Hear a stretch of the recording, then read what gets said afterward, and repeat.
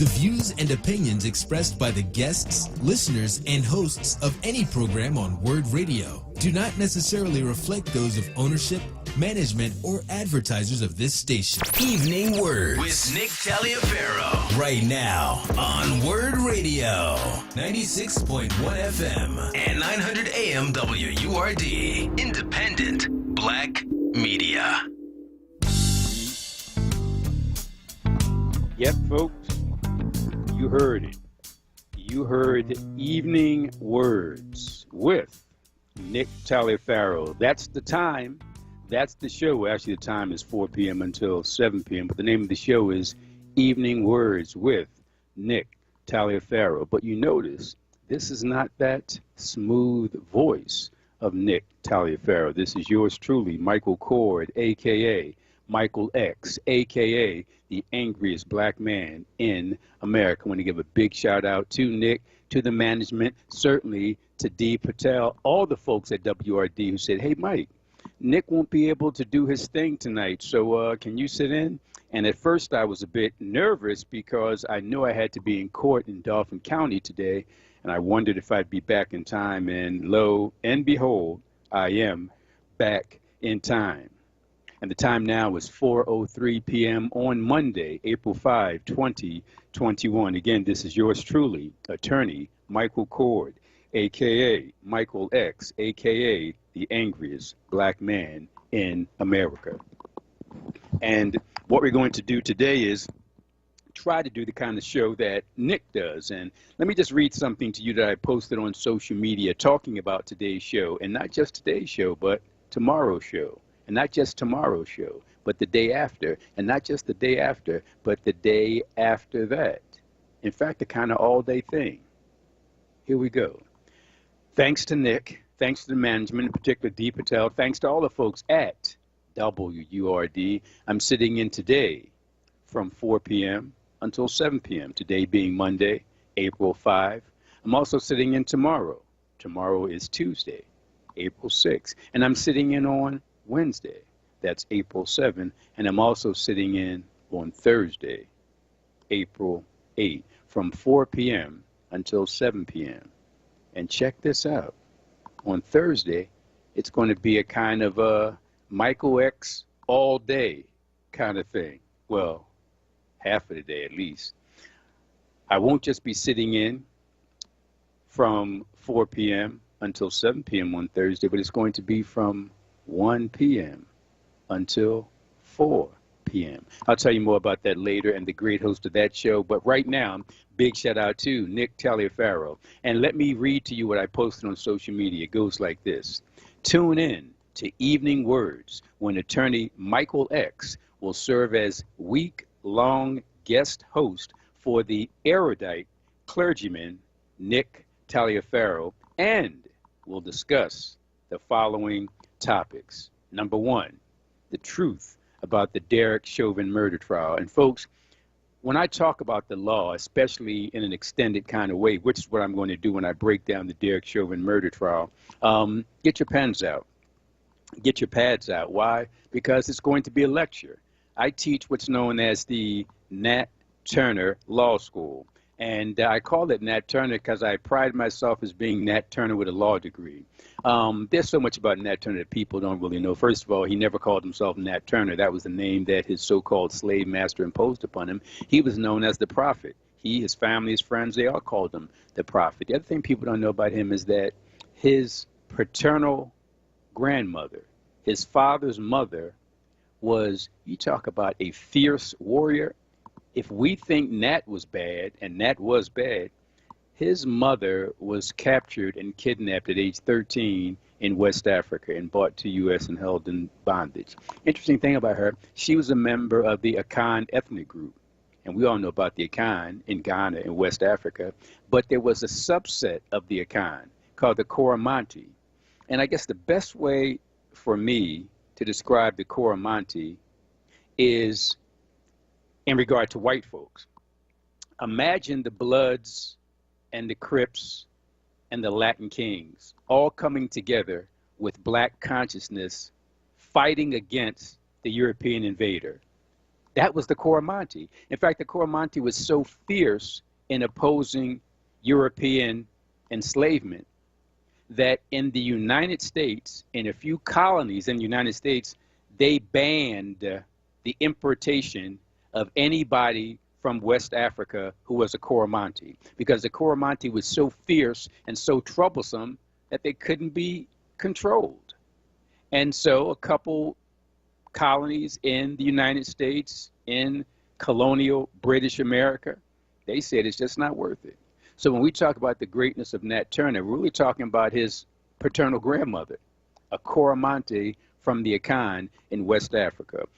Interesting thing is that when I do my law school lecture kind of thing, I call it the Nat Turner Law School. And I'm going to do my Nat Turner Law School thing today when I break down the first topic of today's show. And that is number one, the truth about Derek Chauvin murder trial. That's the first thing. So please get your pens out, get your pads, because what you think happened and what you think is happening and what you think will happen might not happen. I want to tell you what that's all about. That's topic number one. Topic number two is 361 bills in 47 states designed to suppress the black vote. Let me repeat that because you probably thought I misspoke. No, I didn't. In 47 states across the United States of America, there's a total of 361 bills designed to suppress the black vote. I'm going to talk about that. I'm going to tie into that the importance of the May primary election coming up next month. So that's topic number two. Topic number three is kind of provocative. I'm going to have a guest who's going to break it down much better than I do. She's the former president of the National Bar Association. That's the largest group of black lawyers and black judges on the planet, the NBA, the National Bar Association. And this guest, Sister Pam Means, I should call her Madam President because she's the former president of the National Bar Association, a fierce warrior. She calls herself Harriet Tubman with the law degree. Here's the topic number three. It's actually set forth as a question. The question is this: are too many black personal injury lawyers nothing more than vultures and vampires commodifying black death by white cops? Let me repeat that. Are there too many black personal injury lawyers who are nothing more than vultures and vampires commodifying black death by white cops? In other words, the question that I'm really asking is, are there some lawyers who sit around, fly around in the sky like vultures, waiting for a black man to be killed by a cop, waiting for a black woman to get killed by a cop, waiting for a black child to get killed by a cop, and then that vulture swoops down, uses some fancy legal jargon, gets the family members hyped up. The family members hire him as a lawyer. He takes a 40% cut. He then settles the case for peanuts and then moves on to the next black victim. And that might be good for that lawyer getting that 40%. Might even be good for the family to get some money in their pocket. But it does nothing to change the system, because think about it, that cop doesn't pay a dime out of that $1 million verdict. And in many cases, the cop doesn't get fired. So that cop kills a black person, the lawyer sues, seeks no change. When I say change, I mean reform. When you sue somebody, you can sue for a number of things. One is compensatory damages. That simply means the victim or the victim's family gets compensated. And you can sue for punitive damages. That means that the defendant did something so outrageous, so egregious, that that person should have to pay extra money. But more important than those damages just means money that you pay.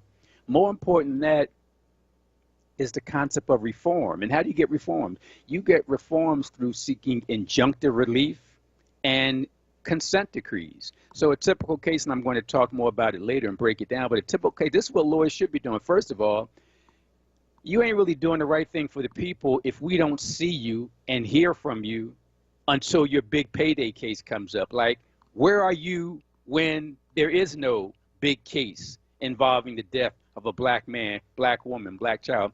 You, with the intellect you have, with the education you have, you should be with us. In the same way you hold those international type press conferences talking about all this money you got, why don't you hold press conferences to arm the masses with legal information?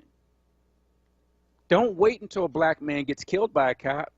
Tell us how to avoid being killed by a cop. Tell us how to avoid coming up with policies and practices and laws to penalize these cops for what they do. I'm not talking about money, because money is money from the taxpayers. The cop doesn't pay it all.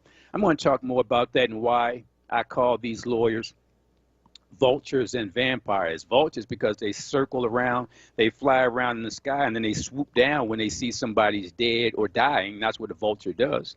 I call them vampires because vampires suck the blood out of living creatures like a parasite. You know, Charles Hamilton Houston, he was the dean of the civil rights litigation. We all know about Thurgood Marshall, and he has the great reputation he has, but Thurgood Marshall was trained by Charles Hamilton Houston, who, by the way, was the dean of Howard Law School, one of the greatest HBCUs in American history. Charles Hamilton Houston said that a lawyer, and he was talking about a black lawyer, a lawyer is either a social engineer or a parasite on society. Let me repeat that. A lawyer is either a social engineer or a parasite on society. So you gotta do something. You gotta do something more than chase a check, because you look at think about it. There are some big time lawyers who have come and gone, died. They were millionaires. They were multimillionaires, but you don't know them because all they did was get money.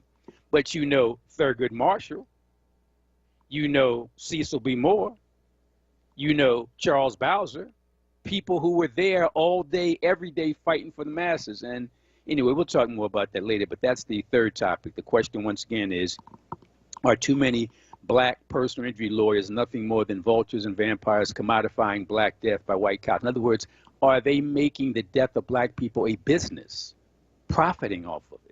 Not a good thing. Some people might say, well, Mike, well, you know, white lawyers do it. Well, damn it, I don't care about the white lawyers. You know, during a war, you got to be more concerned about traitors in your midst than the enemy on the other side of the battlefield. You know who that enemy is. You know what he or she is trying to do, so you're prepared for that.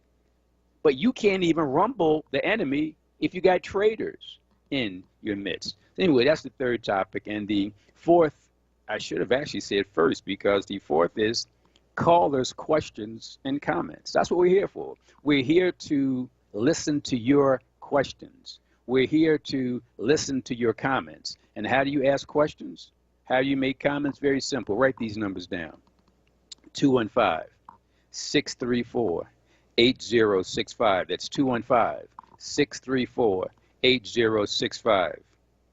Also, toll free, 866-361-0900. That's 866-361-0900. If you want to get in, you better start calling now, because we're going to have a few guests coming up. And when we have those guests, you might not be able to get in, and you certainly won't get in quickly. So if you want to get in now, you can talk about anything. You can talk about that first topic I mentioned, the Derek Chauvin trial. You can talk about the second topic I mentioned, the 361 bills in 47 states designed to take away black folks' right to vote. You can talk about the question of whether or not many black lawyers are pimping the black community and commodifying black death. All that stuff, and most important, anything you want to talk about. So again, the numbers are 215-634-8065, 215-634-8065, toll free, 866-361-0900. Once again, 866-361-0900. And you probably know, if you listen to WRD, that I do a show on Sundays from 11 a.m. to 1 p.m. called the Radio Courtroom. And thanks to the vision of Dr. Walter P. Lomax Jr., he said, hey, Mike, I know you do your fancy lawyer thing. What you need to do is to come on this radio station and make it plain. That's what Brother Malcolm used to say, make it plain. Take that convoluted legal jargon, make it plain to the masses, and use WURD as a platform to arm the masses, the black masses, about their rights. I said, Dr. Lomax, say no more. And then the birth of the radio courtroom show here at WRD. And you can ask questions about anything and everything. I went to law school. When I first started practicing law, I was a general practitioner, so I know a little bit about all types of law. Not everything, but a wise man once told me, the smartest people are the people who surround themselves with the smartest people. Let me repeat that. The smartest people are people who surround themselves with the smartest people. So if you ask me some question about some kind of law I don't practice, I can put you in touch with experts in that field.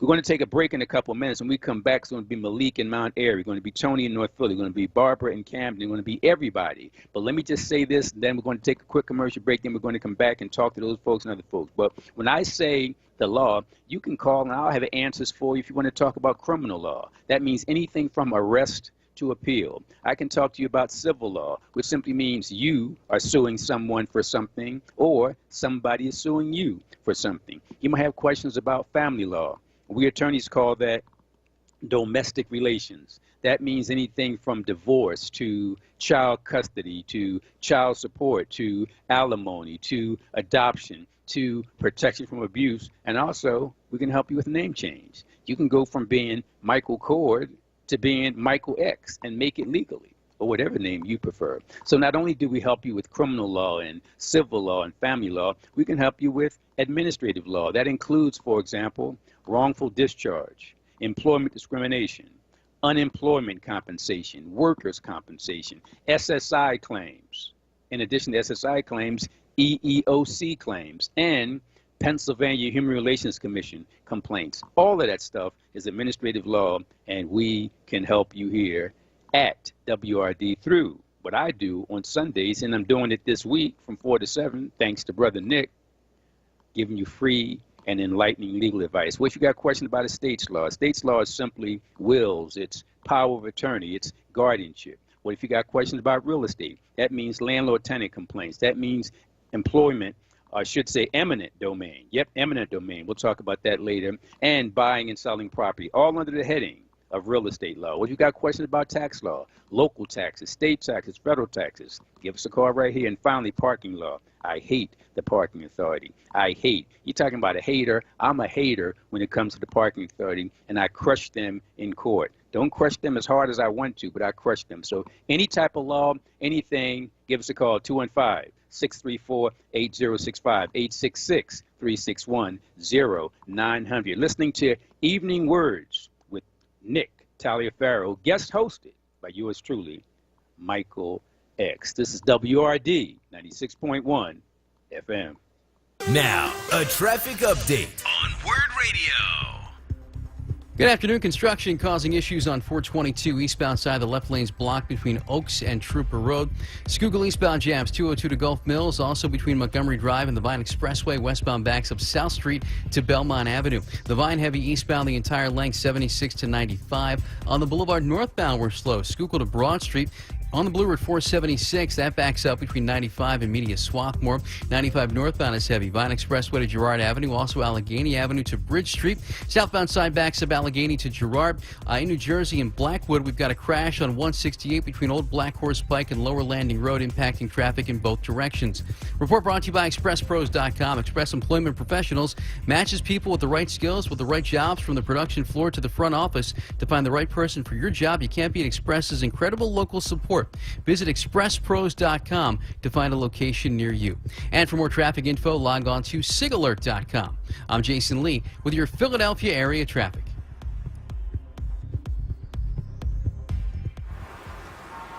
You probably heard it before, but one of the best ways to stay safe from COVID is by avoiding crowds. That's better. Also, when you're out in public, make sure you stay 6 feet away from strangers or people you don't live with. It's okay to say, "Can I have some space, please?" Well, it's going to be a beautiful sunny day today, and we can expect much. If you're gonna have a get-together with friends and family, have it outside. And remember to keep those 6 feet of social distance. And last but not least, wear a mask that covers your nose and mouth with no gaps. They slow the spread of COVID or new forms of the virus called variants. And make sure you get your vaccine when it's your turn. We're all out here trying our best, and it's making a difference. We just gotta keep it up. We can do this. To learn more about slowing the spread, visit cdc.gov/coronavirus. Brought to you by the U.S. Department of Health and Human Services. If you haven't had the privilege to use ACAP's products, treat yourself. We made it easy for you to shop for good quality essential products with the help of local businesses such as cultural stores, convenience stores, gas stations, and local supermarkets. ACAPs, servicing the community since 1969. Spring forward with premium nutrition meals. Enjoy a variety of new exciting entrees along with rewards and referrals program that pays you to eat and tell. As always, everything is chef crafted, freshly prepared, and delivered to your door. Just visit premiumnutritionmeals.com, where listeners get $10 off 6 meals or more. Enter code PREMIUMWORD at checkout. WURD TV. We're streaming live video of this conversation right now. Tune in on YouTube at onWURD. Or on Facebook at ForWord. WURD TV. Black Talk Media. You're listening to Evening Words, hosted by Nick Taliaferro, exclusively on WURD Radio, 96.1 FM and 900 AM WURD. And the man is right. You are listening to Evening Words with Nick Taliaferro. However, yours truly, Michael Cord, a.k.a. Michael X, a.k.a. the angriest black man in America, is sitting in the big chair for Nick Taliaferro. Thanks to Nick, who suggested it. Certainly thanks to the management, in particular, Dee Patel. I want to thank everybody at WRD for saying, hey, Mike, we need you to get off the bench and get on the court and do your thing in place of Nick Taliaferro today as the guest host. Nick will be back in due course to do what he does so very well on social media. I described him as the erudite clergyman. And, you know, Nick likes those fancy words, and he uses them perfectly, precisely. I'm doing that right now when I call him erudite. And those who don't know what that means, look it up. E-R-U-D-I-T-E, erudite. It describes Nick Taliaferro perfectly. Like I said, he'll be back in due course, but he said, hey, Mike, I need you to get off the bench and get into the game and do your thing for me for a couple days, and I'll be back to continue to do what I do. You know, Nick always does his triple-double kind of thing. Having said that, those who want to join us, give us a call. The numbers are 215-634-8065. That's 215-634-8065. Toll free, 866-361-0900. Once again, 866-361-0900. And as you heard before I came back after the commercial break, the man said we're streaming, and we are. You can see us, not just hear my voice, but you can see the face of Denzel Washington. You can see the face of Idris Elba right here, right now. All you got to do is catch us streaming at WURD Facebook Live. Catch us streaming at WURD YouTube. Catch us streaming at WURD Twitch. And by the way, you can find out anything and everything you want to find out. Just go to our website, WURDradio.com. That's WURDradio.com. Folks, I got so much I want to talk to you about. I want to talk to you about the Derek Chauvin murder trial. I want to break down to you exactly what's going on from my position as the founder and instructor of the Nat Turner Law School. I want to tell you what it's really about going on in that Minnesota courtroom. I also want to talk to you about the 361 bills in 47 states designed to suppress black votes. I want to talk to you about lawyers who, from my standpoint, are more like vultures and vampires, who you don't see them until there's big money to be made. Why aren't they using their legal acumen to arm the masses? Don't wait until there's a war to fire shots. We need some drill sergeants to help establish some boot camps, so by the time the shots begin, metaphorically, we're ready for battle. Anyway, I'll talk about that and more stuff, but I want to get to the calls. I want to talk to Malik and Tony and Barbara and spread love. Let's start out line one, Mount Avery. Malik, how can we help you, or how can you help us? Good evening, Brother X. It's always a pleasure to speak with you, good brother. Very same. I got to be honest. Could you explain to me, why does the defense always make it seem like the witnesses are just completely incompetent and you didn't see what your lying eyes showed you. Could you tell me what the legal jargon would be if I was in court and you were doing that? If I'm sitting on the stand, even though I saw what happened, as in I'm a witness to the fact, and you're telling me don't believe my lying eyes. What is that in the courtroom? What are they doing? Well, what it is and what they're doing is proper cross-examination. I don't like that lawyer. I hate his client. But any lawyer who takes a case must do what we lawyers call zealous advocacy. Zealous advocacy means once you become that person's lawyer, you got to go in and fight hard. Because if you don't fight hard, if you don't ask the questions, if you don't try to trip the witness up during cross-examination, that defendant's going to be found guilty because that defendant had horrible representation. Back in the day, we used to call it incompetent counsel. Now we call it ineffective assistance of counsel. It used to be incompetent, now it's ineffective. So if you don't ask the kind of questions he asked to try to trip the witness up, then your client loses, then your client appeals. A couple things can happen. One, the conviction could be reversed on appeal, and two, you could be sanctioned by the state disciplinary board for not doing what you were supposed to do to represent your client. So if you don't want to take the case, don't take the case. So you're supposed to go in there and you're supposed to try to trip people up. There's something called direct examination. That's when if I call the witness to the stand, that's my witness. So it's called direct examination. But once I finish questioning my witness through direct examination, I sit down. The other side, in this case, the defense attorney now gets up. And this defense attorney gets up and has to ask what's known as cross-examination. And if that cross-examination is not effective, if he doesn't try to trip up the witness, then he can actually get in big trouble in addition to losing the case. So I don't like him, but it's almost like a fight. You know, when you go in the ring, you got to try to punch the other person. Simple as that. I don't like him. I don't like what he's doing, but he has to do what he's doing. I just hope the jury does what it's supposed to do. Because, you know, I sit and it's kind of hard for me to watch. And as you said, you know, watching literally, you know, on the movies, you know, the guy get behind him, he choke him, and he's dead in 2 seconds. But when you really see the span of time it takes to literally make a man expire, that brother deserves a lot better than he got. That brother deserved to be in court, especially when you think about what this was. This was $20, right? You got $20 in your pocket, I got $20 in my pocket. I'm literally, if you take it out and put it in front of your face, in front of a mirror, you're saying I'm going to die because 4 police officers are going to put their knees on my back for the amount of time of 3 boxing rounds. 3 boxing rounds. Malik, I don't mean to cut you off. We got to get to some other calls, but I appreciate you calling. I appreciate you listening, and I certainly appreciate you asking that great question about what is it the defense attorney is doing. Sadly, the defense attorney is doing his job. If he doesn't do it, he can get in big trouble. In fact, he could lose his license. Great question, Malik. We want to keep things moving. Those who want to be like Malik, all you got to do is give us a call. The numbers are 215-634-8065 and 866-361-0900.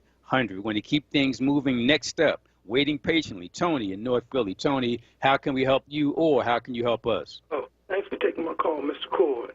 No problem. Glad to help. Funny you should say something about lawyers that's like parasites. It's one now his name rhymes with Trump. You know, who keeps always hiring him? He don't win no cases. He might get him some money, but who keeps hiring a lawyer that don't get you full justice? Just try somebody else. But I've been suspicious of this lawyer from the beginning. Thanks. And, you know, my thing is that, and I encourage callers to say anything they want to say, and I appreciate you saying what you say, whether I agree or disagree. I'm not going to call out any names, but, you know, if the shoe fits, wear it. My thing is that the thing I loved about Johnny Cochran is that he rumbled. He actually went to court and rumbled. Anybody can settle a case. And my thing is, and again, different lawyers have different strategies, but I want to be a lawyer who's a pit bull. I want to be a Cecil B. Moore. I want to be a Charles Bowser. I want to be a Thurgood Marshall. Can you imagine Thurgood Marshall settling that Brown versus Board of Education case in 1954? No, he rumbled. And I got to tell you, if there, and this is no disrespect to the lawyer you alluded to, but there will probably never be a case of police brutality more egregious than the Floyd case. Now, the reason why I say that his case is probably the most egregious is for obvious reasons. I don't think we're ever going to see again a cop strangle to death a black human being in broad daylight and have it all recorded. So my point is, when I say the George Floyd case is the most egregious, why would you settle that case? Why would you settle that case for just money? And I'm going to give you the final words. Like, obviously, if they came through with 50 million or 100 million, it's clearly hard to turn that down. But that's the case where you make real reform. That's where you say to the city, hey, I'll take your money, but we want to change the police policies. We want to make sure that there's no pepper spray used anymore. We want to make sure there's no tear gas used anymore. We want to make sure there's no rubber bullets. There's no chokeholds. We want to make sure that if a cop got 3 disciplinary actions against him, that cop gets fired.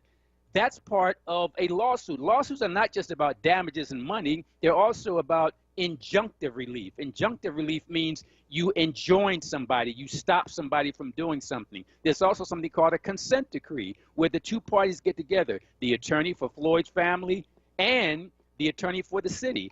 And the argument should have been like, hey, this is such a great case for police reform. It's tragic, absolutely tragic, that George Floyd died the way he did. But are we simply going to say $27 million is going to end all that? No, we don't want another George Floyd tomorrow or next week or next month. So when I say that there'll never be a case that strong where the facts are so irrefutable that an attorney can't go into the city hall and say, I want the whole police structure changed. And if you don't change it, we're going into court and we're suing y'all for $1 trillion. So I'm not going to name any lawyers' names, but if people want to read between the lines, they can. Tony, I talked long enough. Go ahead, man. Add your 2 cents. Oh, you said it all, man. Really. And one other thing about he don't even speak good English. He talks like he speaks like he's talking in Ebonics. Let me say this, Tony. You and I got to talk off the air because I can't go there with you. I hear you. Hey, I said what you couldn't say. All right, please, thanks.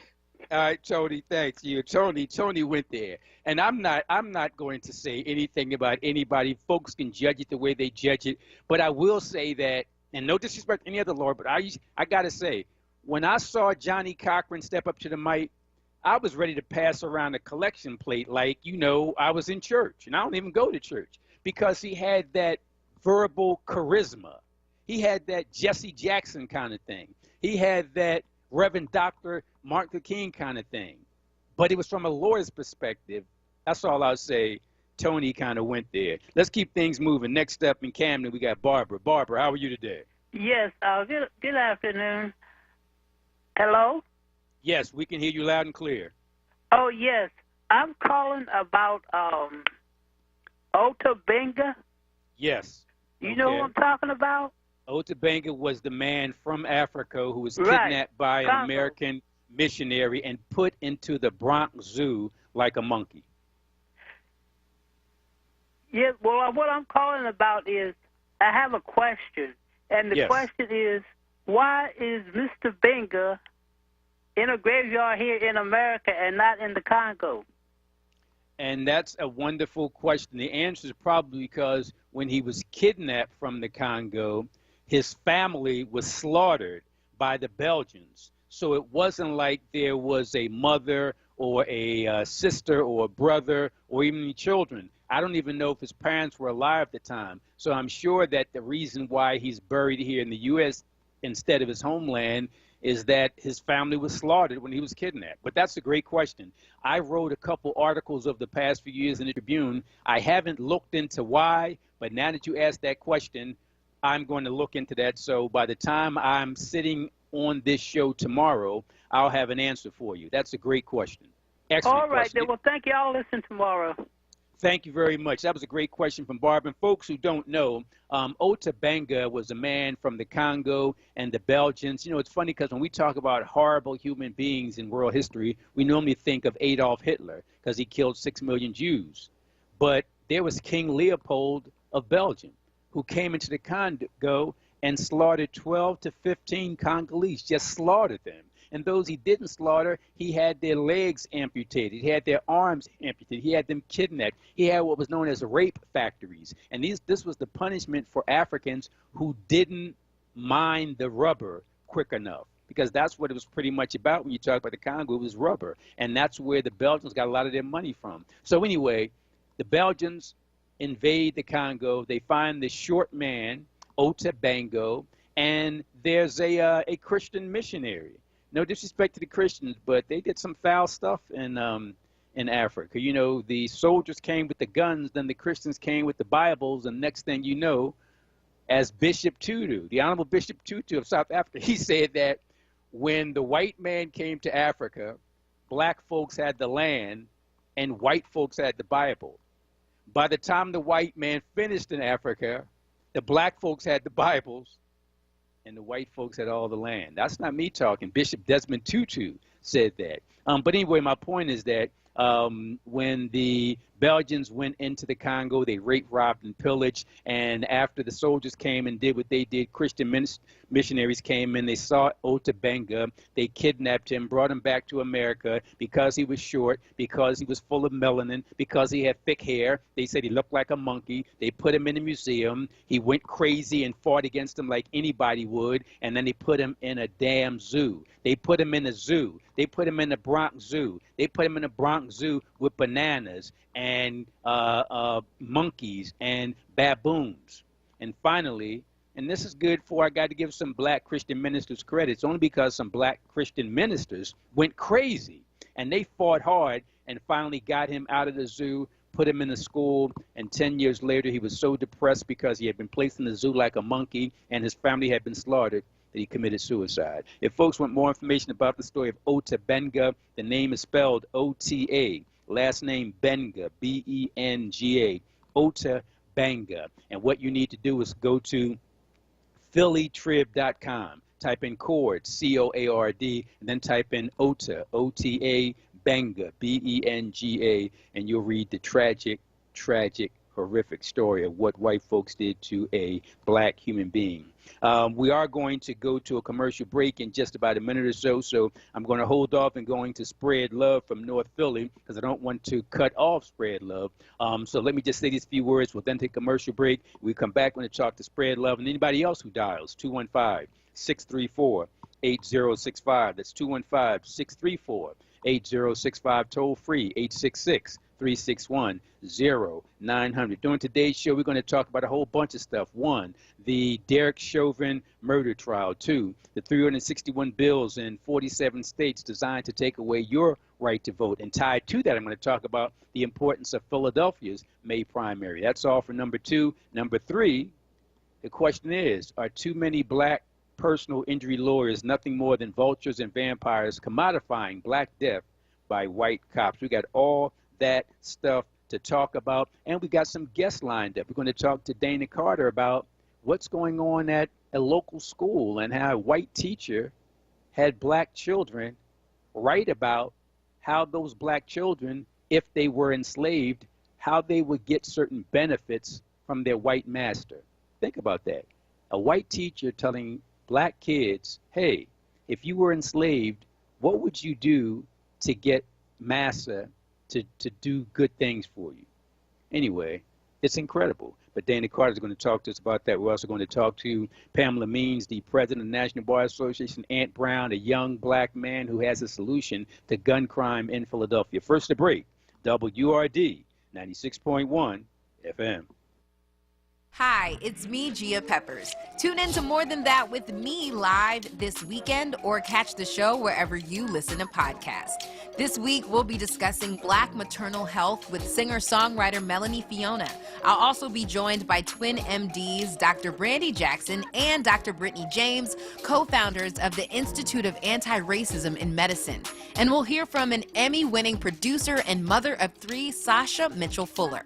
More Than That is brought to you by Pampers. Explore helpful pregnancy guides, free childbirth education classes, and more at pampers.com/pregnancy.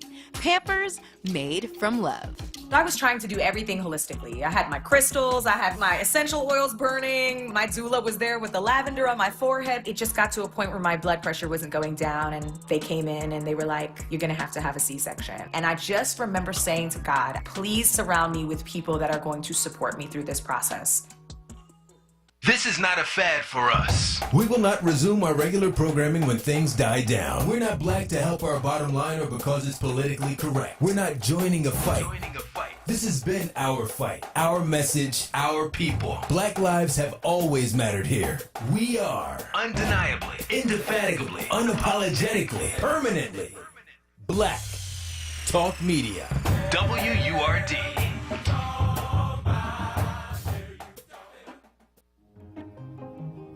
Remember the last time your family visited the forest? It's a place of wonder and imagination for the whole family, where stories come to life, and it's closer than you think. Ready to plan your next visit? Make the forest part of your story today at a local park near you, or find one at discovertheforest.org. Brought to you by the United States Forest Service and the Ad Council. WURD TV. We're streaming live video of this conversation right now. Tune in on YouTube at onWURD or on Facebook at WURD. WURD TV. Black Talk Media. You're listening to Evening Words, hosted by Nick Taliaferro, exclusively on WURD Radio, 96.1 FM and 900 AM WURD. The man is absolutely right. In fact, what he just said about Evening Words with Nick Taliaferro is consistent with what I posted on social media.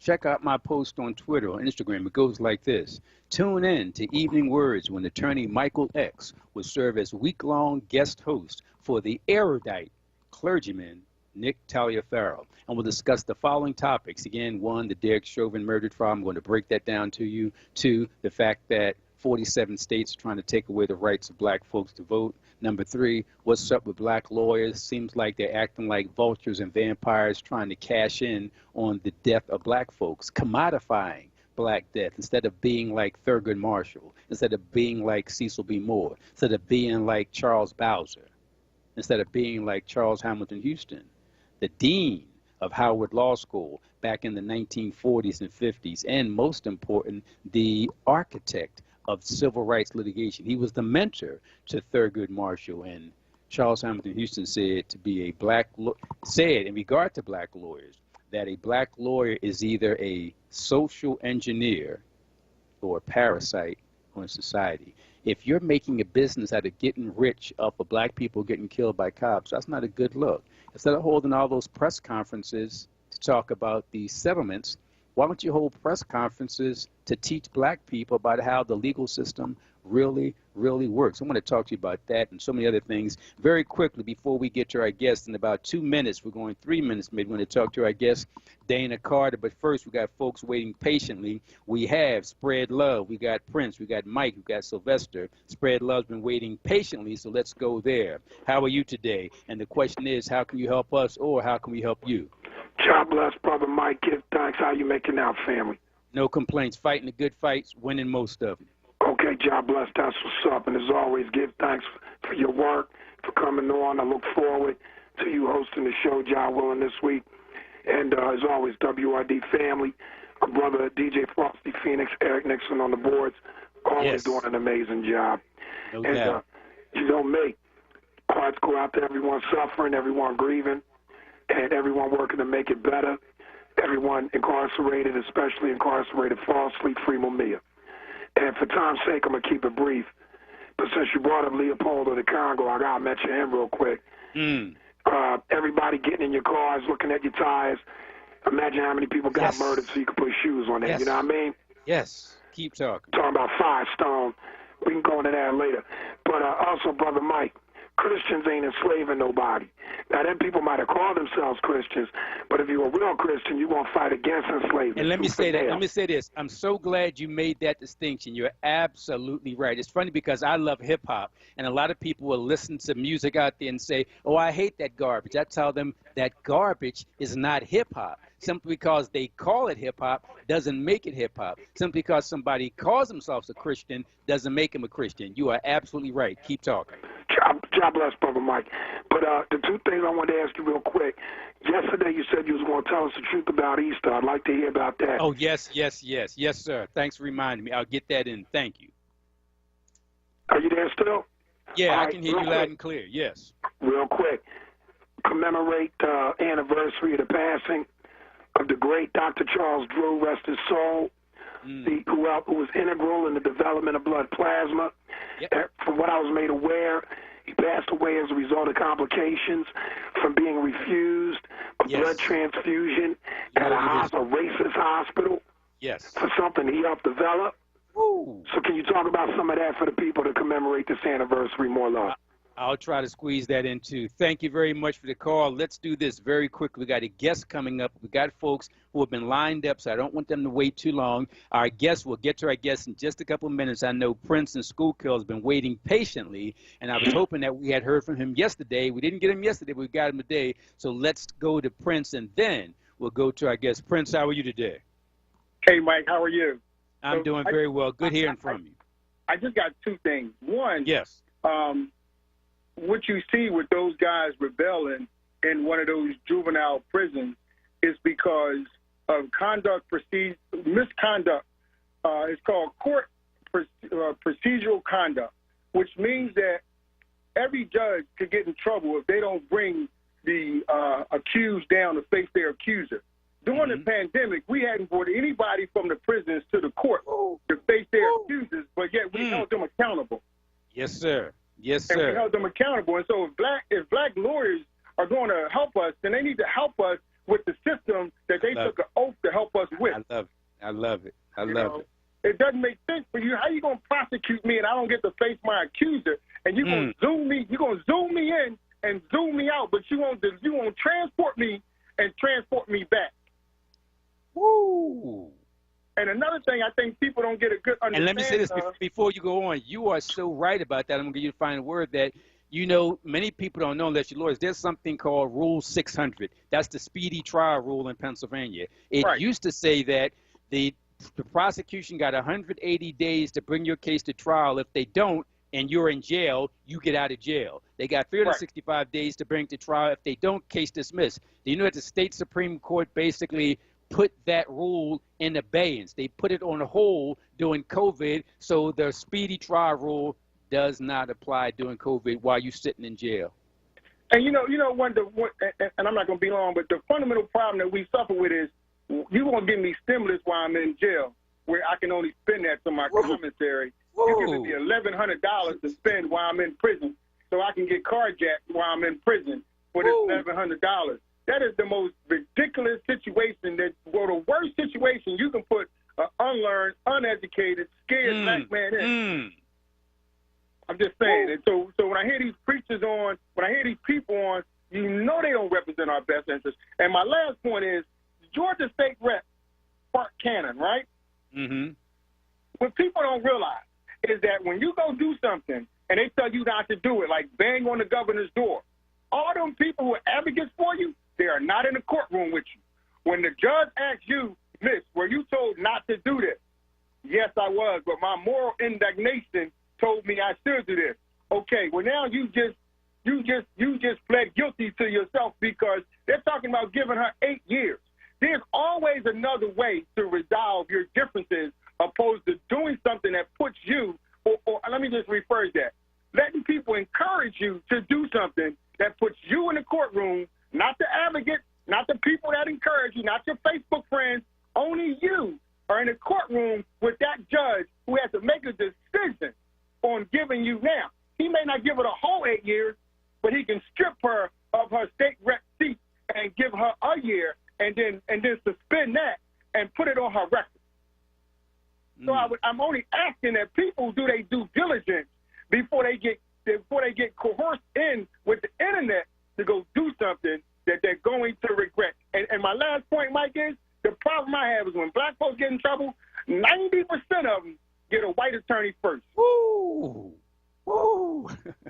I ain't say 10%, I say 90% of them go to the TV lawyer first. And you know what makes it so bad? Is that when you go to him, he might assign a black person to your case. He might, if you paying out of pocket, he might assign somebody who look like you to your case. But he's getting the lion's share of whatever the outcome is. He's getting the lion's share of that money. Prince, we appreciate your call, man, and your comments. Thank you very, very much. We got other folks lined up. Big shout out to Prince and to Spread Love and to Barbara and to Tony and Malik. We do have our guests lined up, so we got to get to our guest because she has some powerful information to share with us. And before we get to her in about 30 seconds, let me just follow up briefly on what Prince said. I certainly understand his point. However, from a legal perspective, that state rep in Georgia, Park Cannon, actually what she did is defensible, and she could beat this. Why? Because it's only trespassing. Well, in this case, they're probably going to charge her. They can't charge her with trespassing because she was an elected official, so she had the right to be in that building. So the trespassing thing won't work. Trespassing means that you are not authorized to be where you are. But if you're an elected state official, then you have the right to be in that building. So don't worry about trespassing. What about disorderly conduct? She can beat that, because any request from a police officer has to be a reasonable request. Simply because the cop said stop, that's not enough. What if the cop said, hey, stand on your head? Hey, do 15 jumping jacks? So it's not what the cop tells you to do, it's what the cop tells you to do that's reasonable. She wasn't kicking the door. She wasn't stomping the door. She wasn't even banging on the door. She was simply knocking on the door. So she could make the argument through her lawyer that the request from the cop was unreasonable, therefore it's not disorderly conduct, because disorderly conduct only applies to disruptive behavior. She didn't do that. In addition, she got an even stronger defense, something called jury nullification. If you know what Georgia is, a lot of black folks in Georgia. She asked for a jury trial. Do you think that any black person on that 12-member jury are going to find her guilty? They don't care what it was. So a juror can nullify or ignore the law. So based on the legal definition of disorderly conduct, she can beat it. Based on jury nullification, she can beat it. So she got a shot. Having said that, let's get to our guests. As I told you before, and by the way, those who have called in and online, don't worry, on hold, we'll get to you. Please be patient. Don't hang up. We need you. We want you. You're an important part of the show, so please be patient. Having said that, let me say this. Dana Carter is a passionate advocate for black children, a fighter against racist policies and practices in education, and she's also a certified elementary school teacher. Dana is the policy advisor for the Racial Justice Organizing Committee and the Melanated Educators Collective. That's the official description of her. But I like to say that she's a warrior for black children. In fact, I'll say that. Forget what I said just a couple of seconds ago. You talk about a warrior for black children, that's Dana Carter. And she's going to talk about what I alluded to earlier in the show and she's going to tell you exactly how it went. I'm just giving you bits and pieces. It goes like this. Apparently, some white teacher told black students to pretend like they were quote-unquote slaves, and as slaves to write a letter requesting a favor from Massa. The story went like that. But as I said, Dana Carter is going to break it down and give you the real deal. Dana, how are you today? I am well. Thank you for that amazing introduction. I would just like to add a little piece to my bio that my proudest accomplishment is that I am the daughter of Claudette and Norman Carter Jr.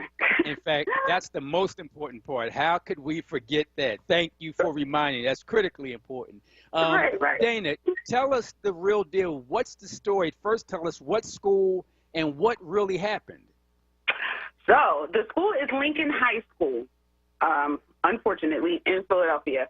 So what happened was initially in October.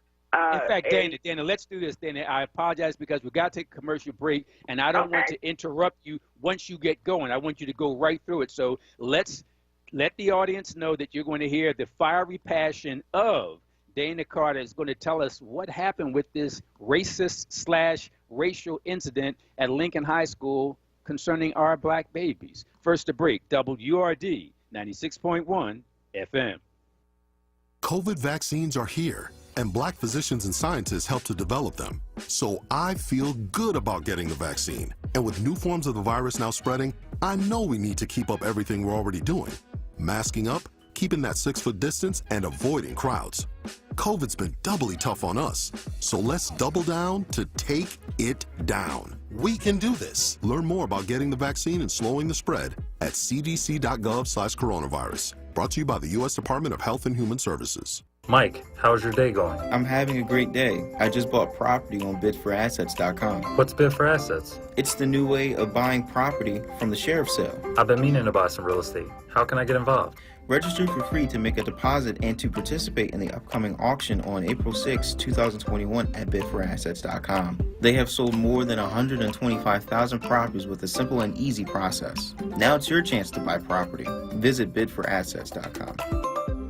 The Black Words Book Club.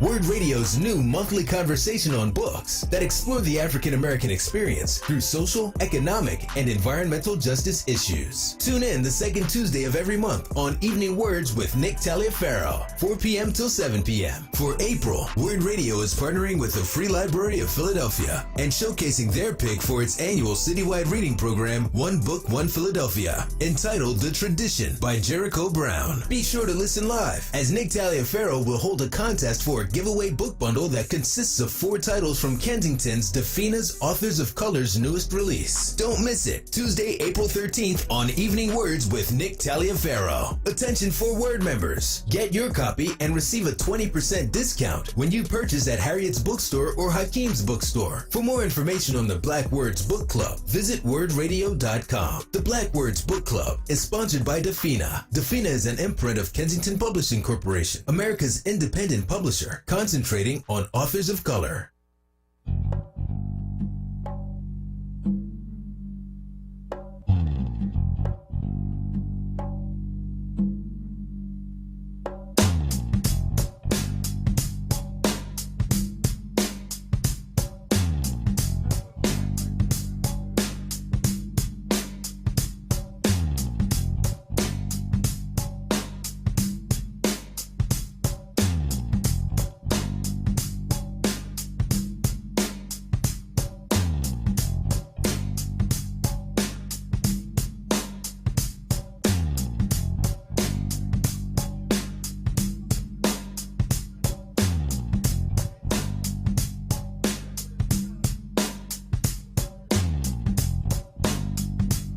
This is WURD Radio, 96.1 FM and 900 AM WURD Philadelphia. Independent Black Media. WURD TV. We're streaming live video of this conversation right now. Tune in on YouTube at onWURD or on Facebook at ForWord. WURD TV. Black Talk Media. You're listening to Evening Words, hosted by Nick Taliaferro, exclusively on WURD Radio, 96.1 FM and 900 AM WURD.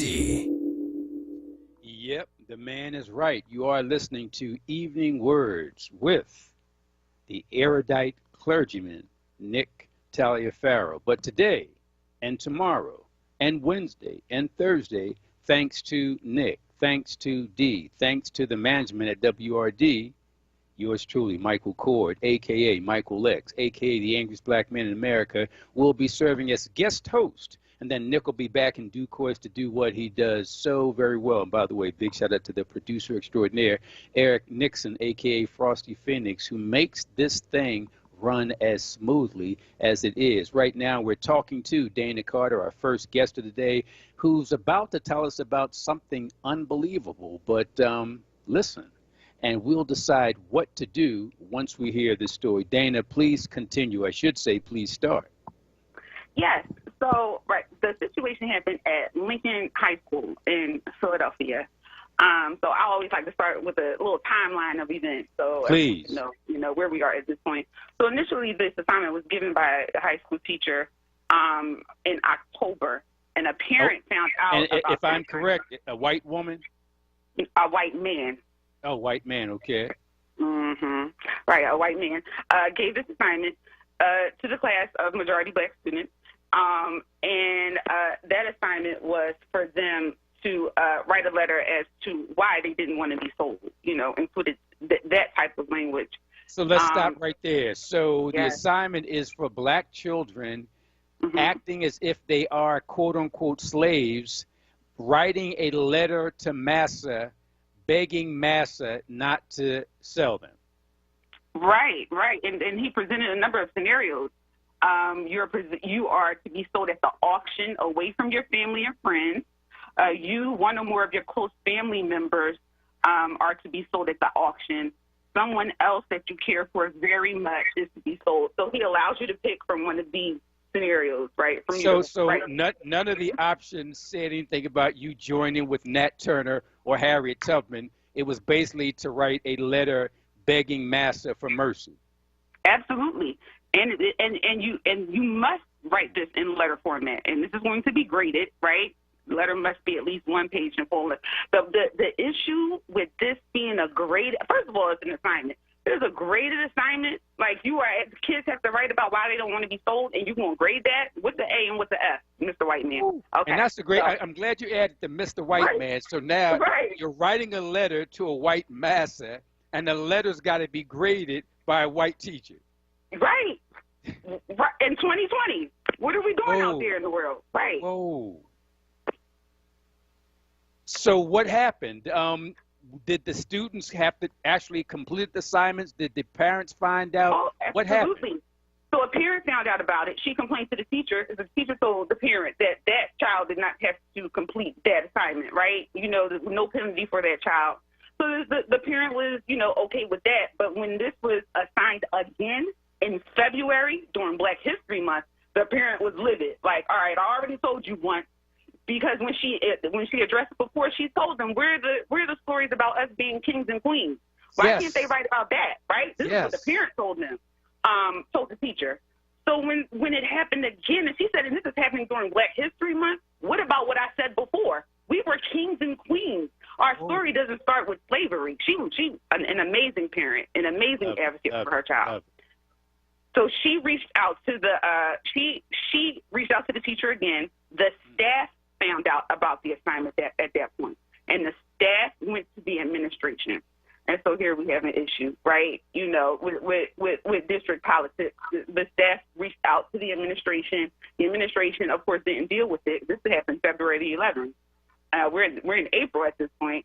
Now, when you say the administration, about the school administration or the school district administration? The school administration, right? So at this point, it's still a school level issue. This was presented to the school administration, and from what I'm hearing from multiple sources at the school, the administration not only didn't deal with it, they told the staff, in quote, to stand down on the issue. That is the exact language that the administration told the staff.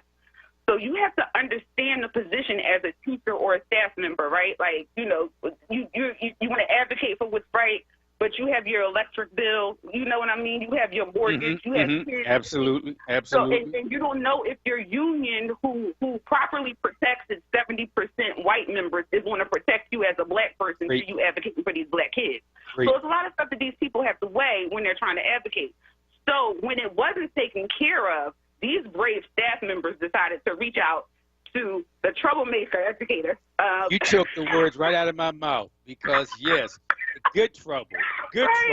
Right. So I kind of blew it up, right? I blew it up on social media. I blew it up with my circle. I blew it up with my people, and we uncovered some things that need to happen with education in the school district of Philadelphia. So this is where we are.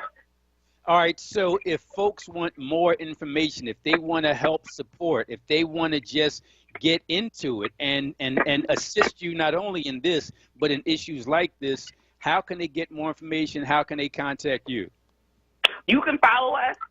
You can follow the Racial Justice Organizing Committee. I would recommend you contacting the board and asking for some level of measure of capacity for teachers who teach African American history. Because currently you only have to be certified in social studies. You don't even have to have one African American history class. So there needs to be some measure. Here's the hot issue, right? There needs to be some measure of capacity to teach these classes. Right. As well, I know that's heavy, right? As well as ongoing training. There needs to be ongoing training.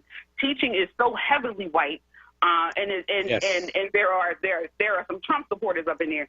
So Dana, I'm glad you mentioned that, because one of the worst things about this incident, correct me if I'm wrong, I'm hearing that the white teacher didn't think he did anything wrong. He didn't think, he wasn't trying to be maliciously racist. What's your understanding of his motivation? Correct. Well, as evidenced by the fact that he assigned it twice, he didn't think that he was doing anything wrong. I don't. And see, for me, that's one of the worst parts of it, because at least if you're going to be a racist, you know, be racist. I mean, do what you do, and we know your motivation. But here you are acting like and thinking you're an ally. You think you're helping us, but no, you're not helping us. Please continue. And education, right? Professional development, training, or, you know, properly checking lesson plans. You know, I don't want to go in on administration, but you got to look at what your people are doing. All of this prevents these things from happening. Proper training, exposing people to the proper literature, making sure they have a tech, looking at, you know, certain things that they do and how they move in their classroom. That will tell you if they are safe for children to be exposed to them. Everybody has a certification doesn't mean that they should be teaching anybody's child. So, So those are things that people could do. Advocate for training. You can contact the Racial Justice Organizing Committee. You can contact me. I'm on social media, Miss Carter 951 on Twitter, Dana Carter on Facebook. I'm not that hard to find. If you need any help with any issues such as this, you can always reach out to us, and we're always here to help. So just in case folks didn't catch it, you can catch her on Facebook at Dana Carter. That's D-A-N-A Carter. Or Twitter, Miss Carter. What did you say, 951? Yep, Miss Carter 951, or Twitter. Or you could just contact the Racial Justice Organizing Committee. You can look us up online. Our information is on our website. And as I pointed out at the beginning of this interview, Dana Carter is a passionate advocate for black children, a fighter against racist policies and against racist practices in education. She's also a certified elementary school teacher, and Dana is the policy advisor for the Racial Justice Organizing Committee and the Melanated Educators Collective. But at the outset, when I introduced her, I failed to include the most important part. So she's going to end this interview telling us what's the most important part of her biography. I am the daughter of the beautiful, intelligent Claudette and the handsome and intelligent, amazingly passionate Norman A. Carter Jr. Very well said. And I encourage you all to find out more about what Dana's doing in connection with fighting for the rights of our children in Philadelphia schools. You can catch her on Facebook at Dana Carter. You can catch her on Twitter at Miss Carter 951. Dana, thank you very much, and keep fighting the good fight. Thank you for the invitation. My pleasure, my pleasure. We're going to keep things moving, and those of you who had to disconnect, we apologize. Call us back. The numbers are 215-634-8065. Once again, 215-634-8065. Toll free, 866-361-0900. That's 866-361-0900. We got Mike in North Philly. I'm not sure if we still got Sylvester, but let's go to Mike, North Philly, line 2. Mike, how can you help us, or how can we help you? How you doing, Mike? I got a quick question regarding the George Floyd trial. At the very beginning of the trial, when the judge was giving the instructions to the jurors, I have never heard this before. The judge specifically said that you will not be given the privilege of receiving a transcript of anything that is said. You have to take notes. So the question that I have is, if this is a 3-week trial, how is it possible that the jury, in this case, either for the defense or for the plaintiff, can have a legitimate decision if they can't remember everything that was said and there's no transcripts that's being provided? That's a great question, and just so we can be technical, what the judge did at the outset was pretty much just initial directions to the impaneled jurors. We don't want to call it jury instructions because that comes at the end. After closing arguments, the judge instructs the jury about the law, and then they go to deliberate. What you're talking about is his initial comments, preliminary comments at the beginning. And you're absolutely right. And what's interesting is this. In Philadelphia, in major felony cases, jurors are permitted to take notes. But then the judge always tells them in Philly, hey, you can take notes, but don't be so engrossed in note-taking that you missed what the witness said next. And then once you go back to the deliberation room, one person might say, hey, I wrote down the witness said white. Other juror writes down, hey, I wrote down the witness said black. So you really can't go by the notes. The best thing is the transcript. Now, here's how it goes.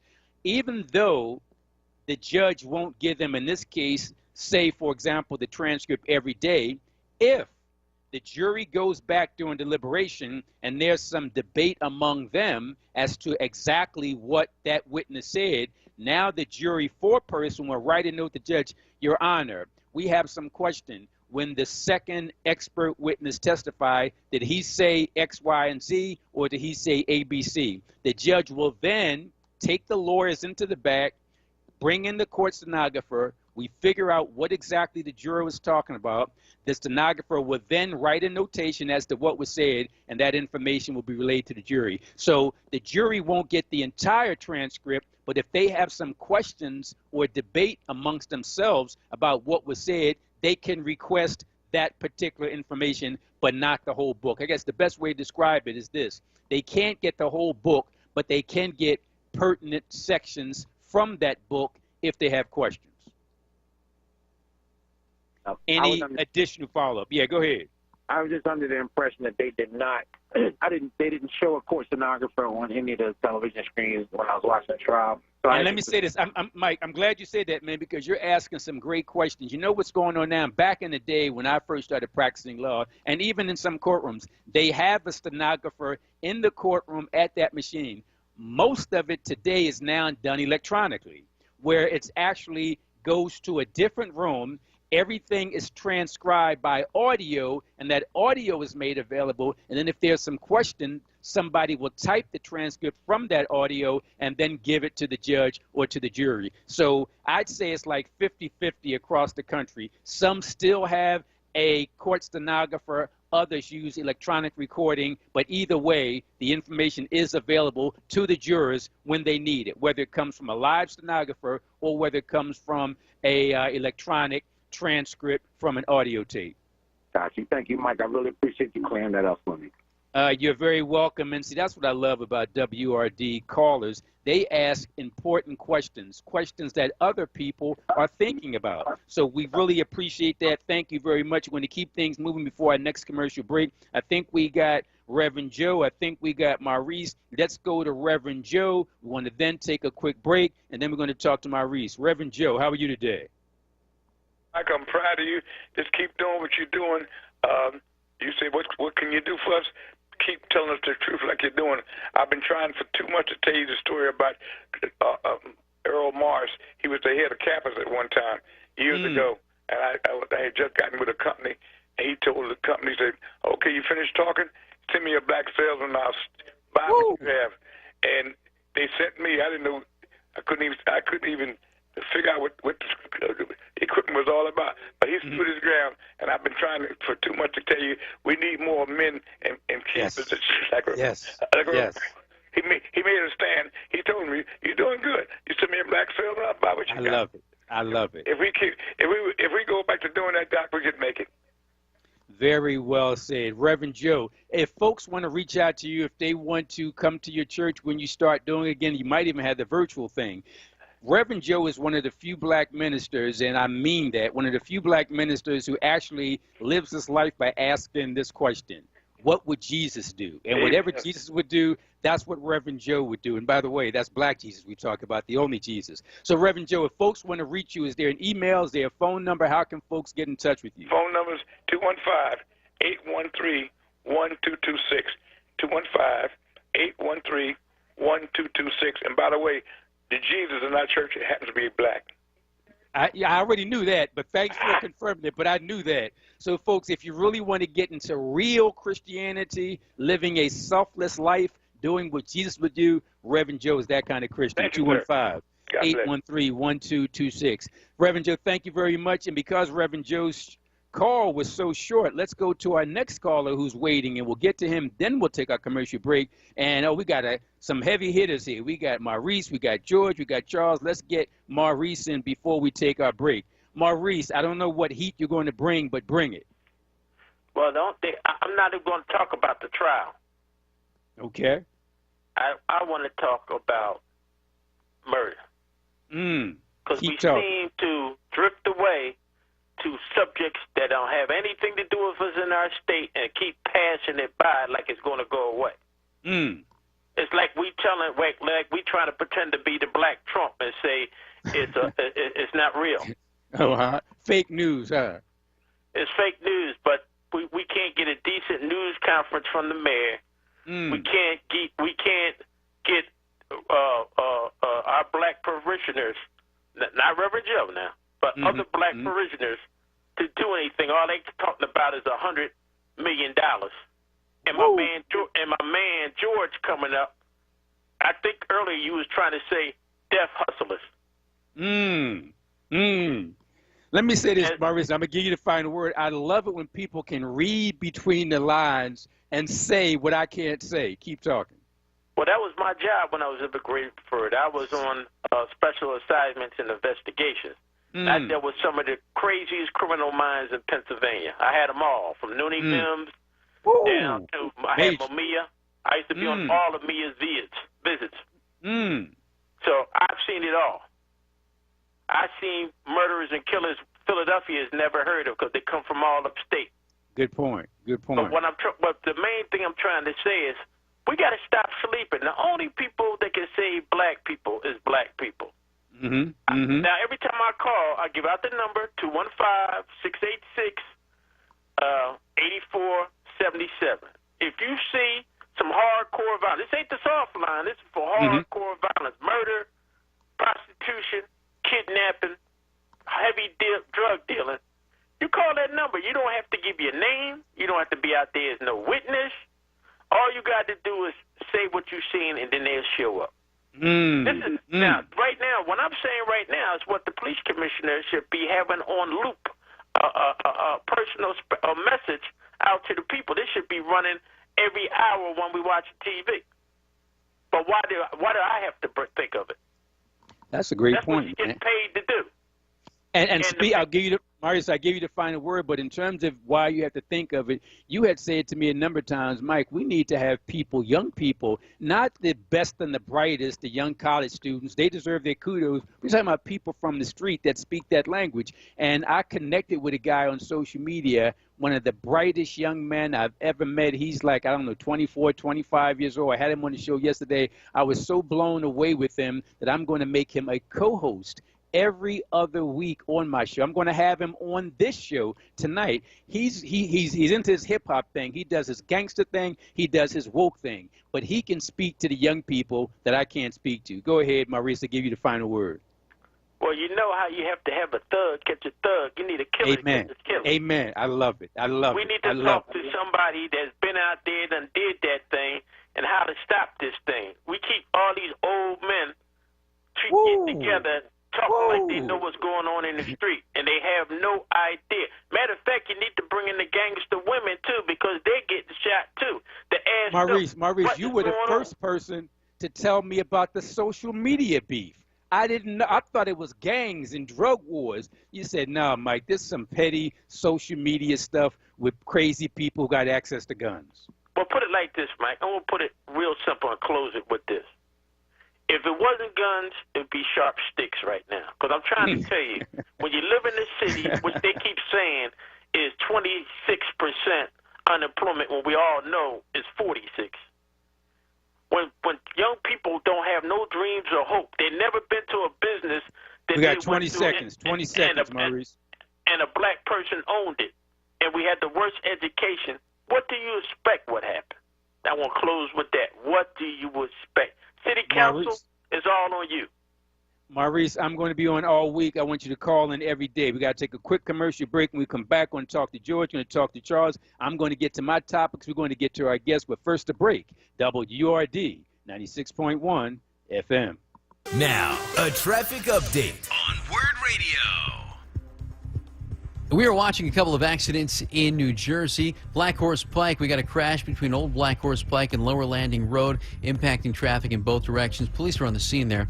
Also a crash on 73 at Cedar Road, and police are there as well. Back on the PA side, volume on 422. It's heavy eastbound because of construction. The left lane's blocked between Oaks and Trooper Road. The Vine Expressway, that backs up as usual eastbound the entire length, 76 to 95. Eastbound Schuylkill Expressway backs up 202 to Gulf Mills. Also Montgomery Drive to the Vine Expressway. Westbound slows down South Street to Belmont Avenue. Blue Ridge jams 95 to Media Swarthmore. Report brought to you by ExpressPros.com. Express Employment Professionals matches people with the right skills with the right jobs. From the production floor to the front office, to find the right person for your job, you can't beat Express's incredible local support. Visit ExpressPros.com to find a location near you. And for more traffic information, log on to SigAlert.com. I'm Jason Lee with your Philadelphia area traffic.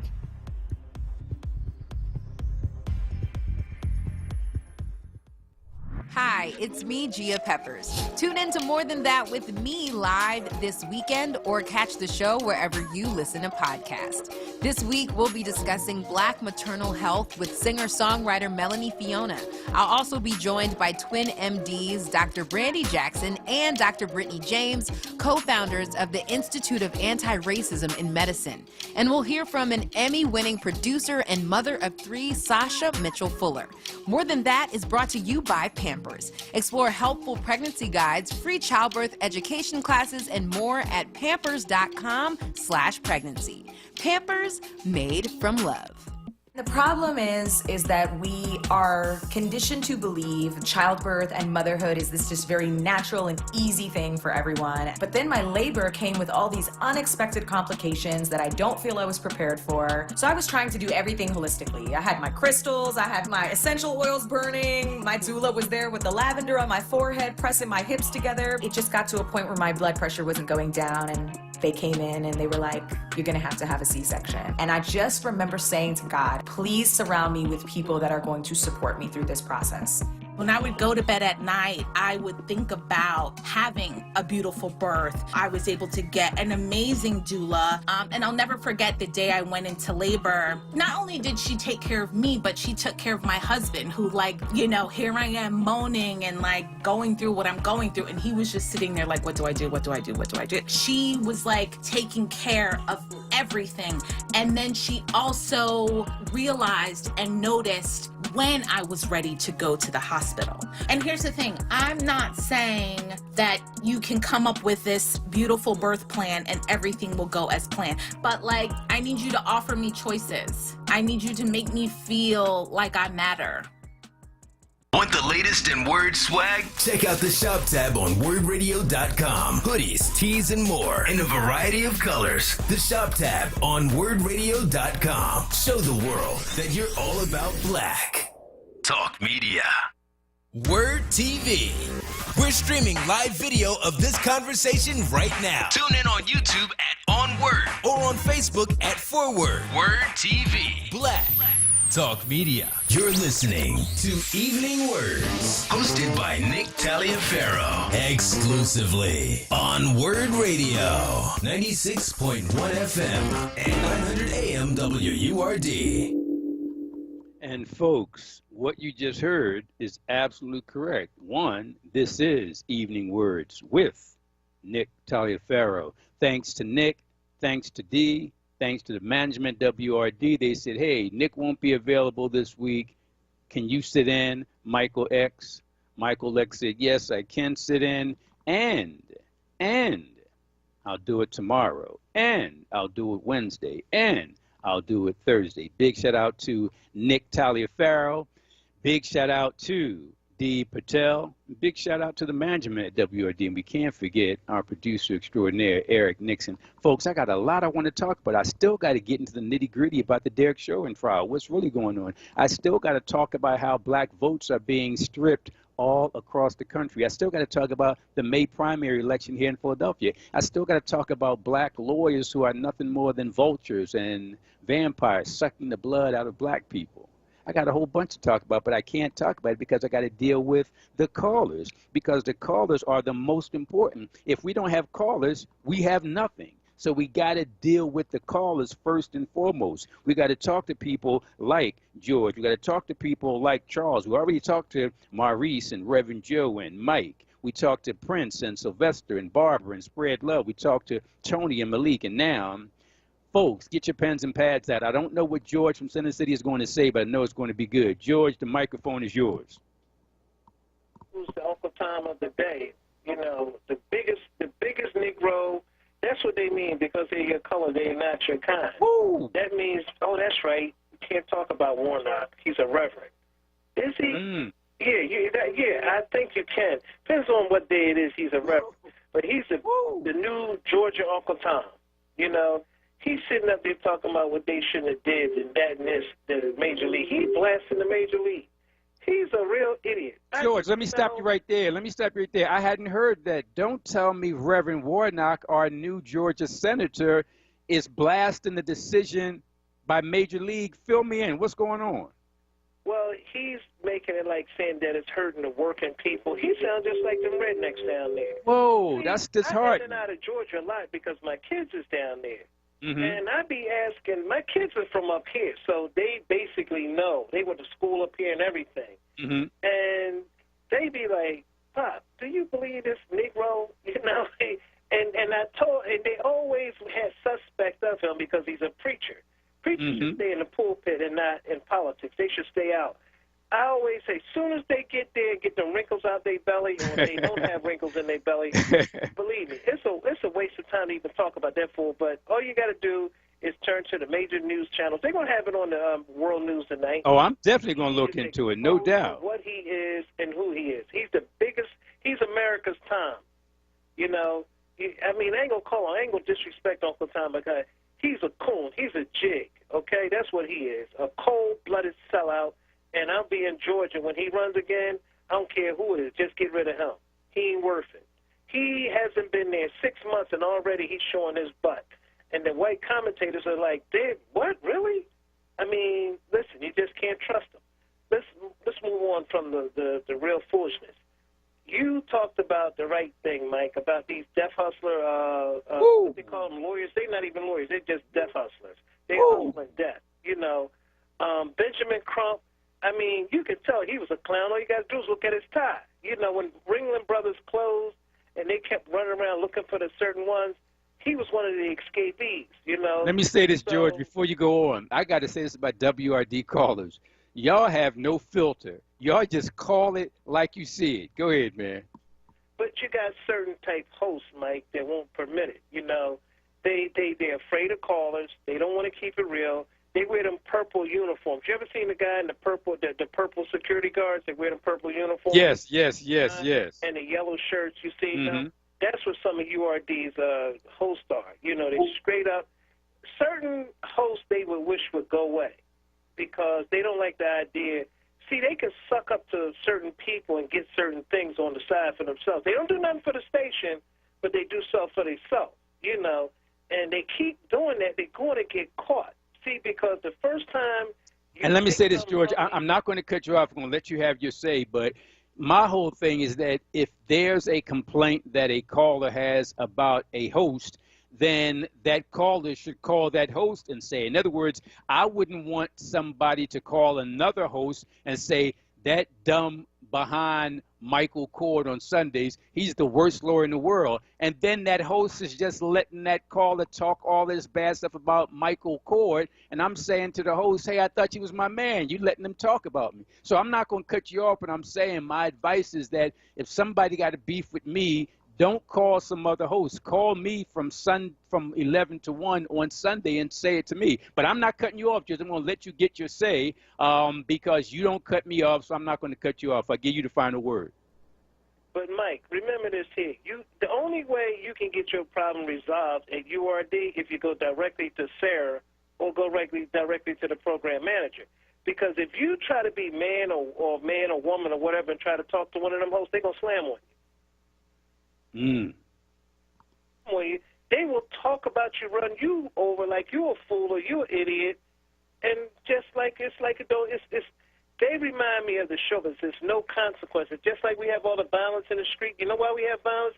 Because there's no consequences. You know, That's why you have all the killing, because of what? It's no consequences. Everybody know they can ride around with a gun because of what? No consequences. You can have tinted windows and 50 guns in your car and maybe 5 or 6 bricks. You know you ain't going to get stopped. Why? Because there's no consequences. Everything you do in life have consequences, and it's a price to pay. But when you come to Philadelphia, all that's off the table. And you said something very interesting on your show 3 Sundays ago, Mike, is that if the DA's office and the police department got a beef, how do it get resolved? Now, you watch what I'm telling you, Mike. Watch all these really super black Negroes don't come out for press. The super black ones. I'm talking about them ones who, like, you know, talk all this little black militant this and that. You know, always wearing the Lord on their sleeve and this and that, praying. Those preachers going to cost Larry. Trust me. Because they want that $100 million, using his name and everything. And when the feds come, trust me, they're going to say, oh, he told us to say it. Larry, he's clueless on, and I love Larry, and I'm going to support Larry. But if he he shouldn't walk, he should run from those preachers, okay?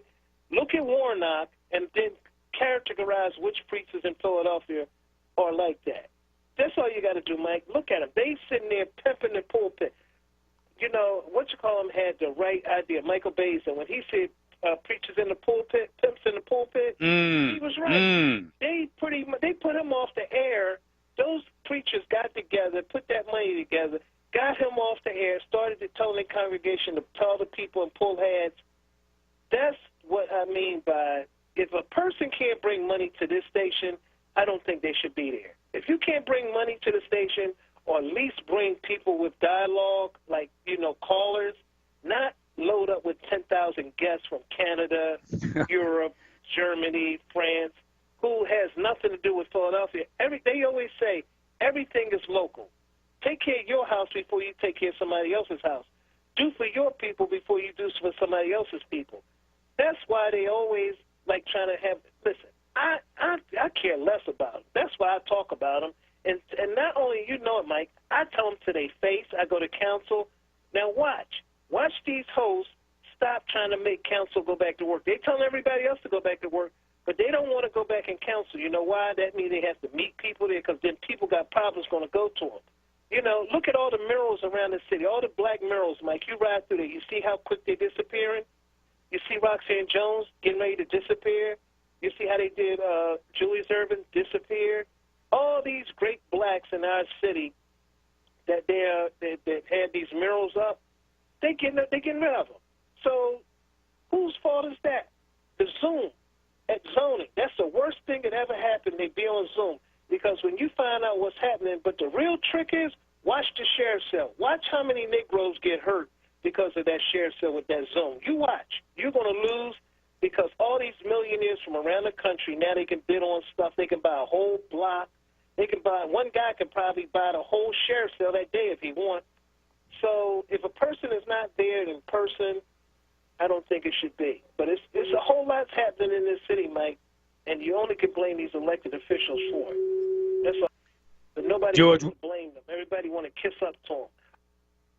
George, we appreciate your call, and the one thing I can say is that you say what you mean, and you mean what you say, and nobody can ever accuse me of cutting off a caller, even if I disagree with him. I mean, I love when George calls because he has some important information to share. The one disagreement we have is that my thing is, please direct any complaints to that particular host, and I'm saying that for two reasons. One, because it's the right thing to do, and two, if a host allows a caller to talk about me, Michael Cord, and that host doesn't cut in, I'm like, hey, host, I thought you were my friend. You co-signing this. You're not even jumping in to defend me. So I got to jump in to defend the host, not because they're hosts, because they're all good people. Every single host here at WURD has the interest of black people at heart. Every single one of them. There's no traitors, there's no sellouts. Now, we got different approaches to how we make changes, but if the question is, do you support the advancement of black people? Do you support an end to so-called white supremacy? Do you support the liberation of black people? Every single host will say absolutely, positively yes. But again, I'm not going to cut off any calls. I just got to put my 2 cents in. And speaking of 2 cents, in fact, it's much more than 2 cents. It's a whole lot when we talk about our next guest. If you listen to my radio show on Sundays called The Radio Courtroom, you've heard this sister. Sister Pamela Means. I call her Madam President because she was the president of the National Bar Association, the largest organization of black lawyers and judges, not just in America, but on the planet, an international organization. Several years ago, I didn't know who she was. She didn't know who I was. We both happened to be on a radio show on a different station. And I'm like, who is this black woman? She sounds like Harriet Tubman with a law degree. She's saying, who's this black man? He sounds like Nat Turner with a law degree. When I found out that she was running for and had become the president of the National Bar Association, I jumped right in, because no disrespect to the National Bar Association, but I wasn't really feeling them. They weren't doing what I thought they were capable of doing. It seemed to me they were more concerned about black tie affairs more than black people's oppression. So I wasn't part of it. But when Pam Means, Madam President Pamela Means, became the president, I said, where do I sign up? We're going to talk to her for a couple minutes now, and then we're going to take a break, and then we're going to continue to talk to her because she got so many things to talk about. Let me say this, then we're going to hear from her for about 3 minutes or so, then we're going to take a break, then we're going to hear from her more. Those who don't know, she's with one of the largest law firms in the country, Thompson Coburn. She's based in St. Louis, but they got offices and branches all across the country. She's an expert in civil litigation, in contracts law, in land acquisition, in nonprofit representation. She got all this great legal acumen working for this big mega law firm, but she's a sister. I describe her as an angry black woman who just happens to be a lawyer. Without further ado, Madam President Pamela Means. How are you today? Thank you, my brother. I'm doing well, and thank you for the best description you could give me, angry black woman, because only those that know their history and understand the significance within our community, what that means, will get that that's a compliment. Yes. Not an insult. Yes. Brother Cord, I'm so happy to be on the show with you, a man of knowledge and wisdom. Brother Cord is right. I thought Brother Cord was my brother when I heard him, on the same radio show we was on. He was dropping knowledge. But what he also was doing, he was dropping truth. He was speaking truth to power, which is extremely important and something, Brother Cord, we're going to talk about today, speaking truth to power. We have to hold politicians, lawyers, doctors. We have to hold all of them accountable. And we have to say when something is good and when something is bad. And let me teach you something, people. Just because you point out something that's bad with somebody, that don't mean you're hating on them.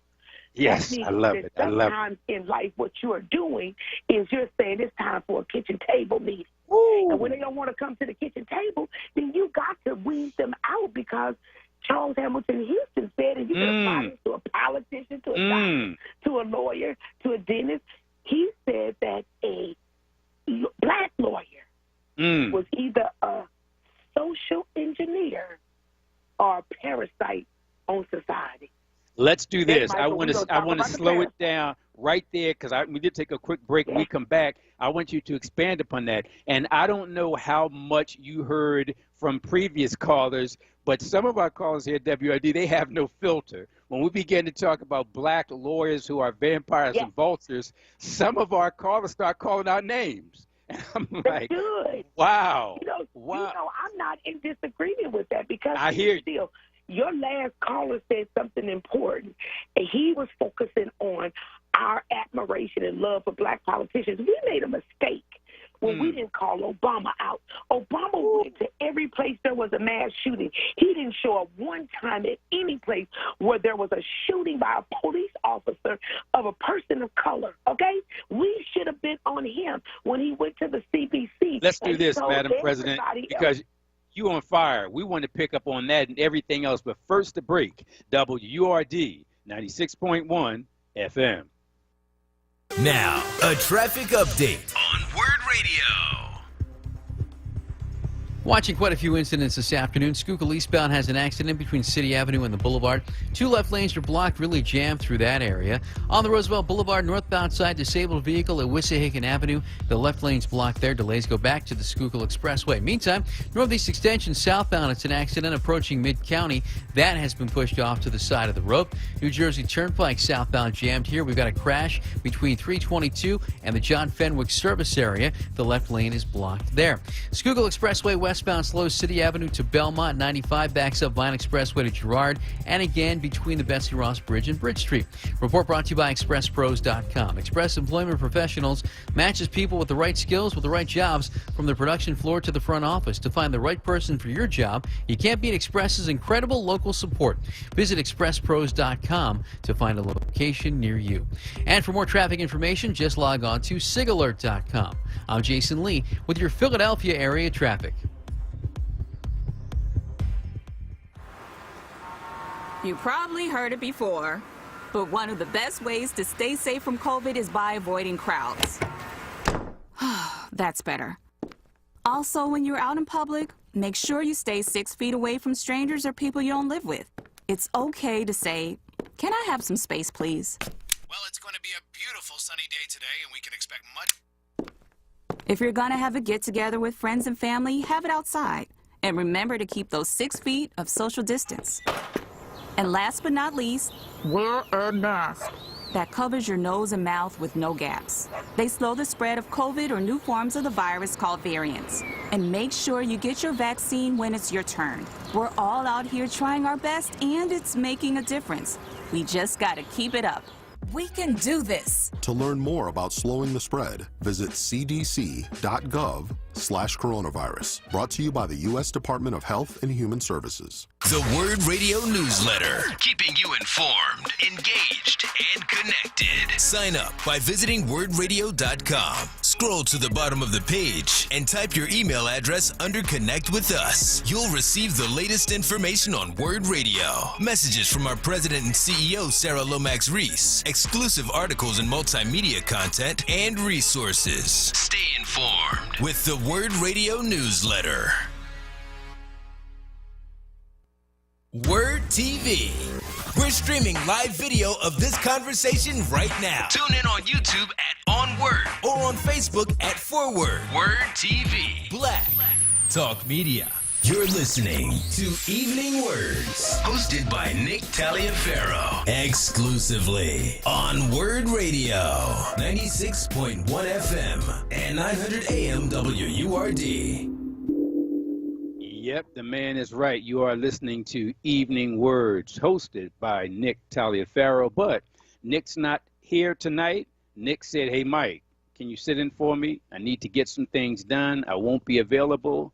I said, "Sure." D. Patel said, "Hey, Mike, can you sit in? Nick won't be available." I said, "Sure, of course." The management said, "Hey, Mike, can you sit in?" I said, "Yeah, sure, of course." That's why you're listening now to the voice of Michael Cord, attorney at law, a.k.a. Michael X, a.k.a. the angriest black man in America. I got so many topics I want to get to, but we got to finish talking to and keep talking to Madam President Pamela Means. She's the former president of the National Bar Association, the largest organization of black lawyers and black judges, not just in America, but on the entire planet. She's with the Thompson Coburn Law Firm, a mega law firm based in St. Louis, Missouri, with offices all over the country. She's a civil litigator. She handles contracts. She handles land acquisitions, represents nonprofits, all that stuff. Big-time lawyer, but a black woman first and a lawyer second. And she's talking to us about all this great stuff. So, folks, I'm already sitting down. I'm just going to shut up and hand the mic to Madam President Pamela Means. Please, the microphone is yours. Absolutely not, my brother. We do better when we have a conversation. You always say that. That's a great point. That's what real, yes. But that's what real learning happens at.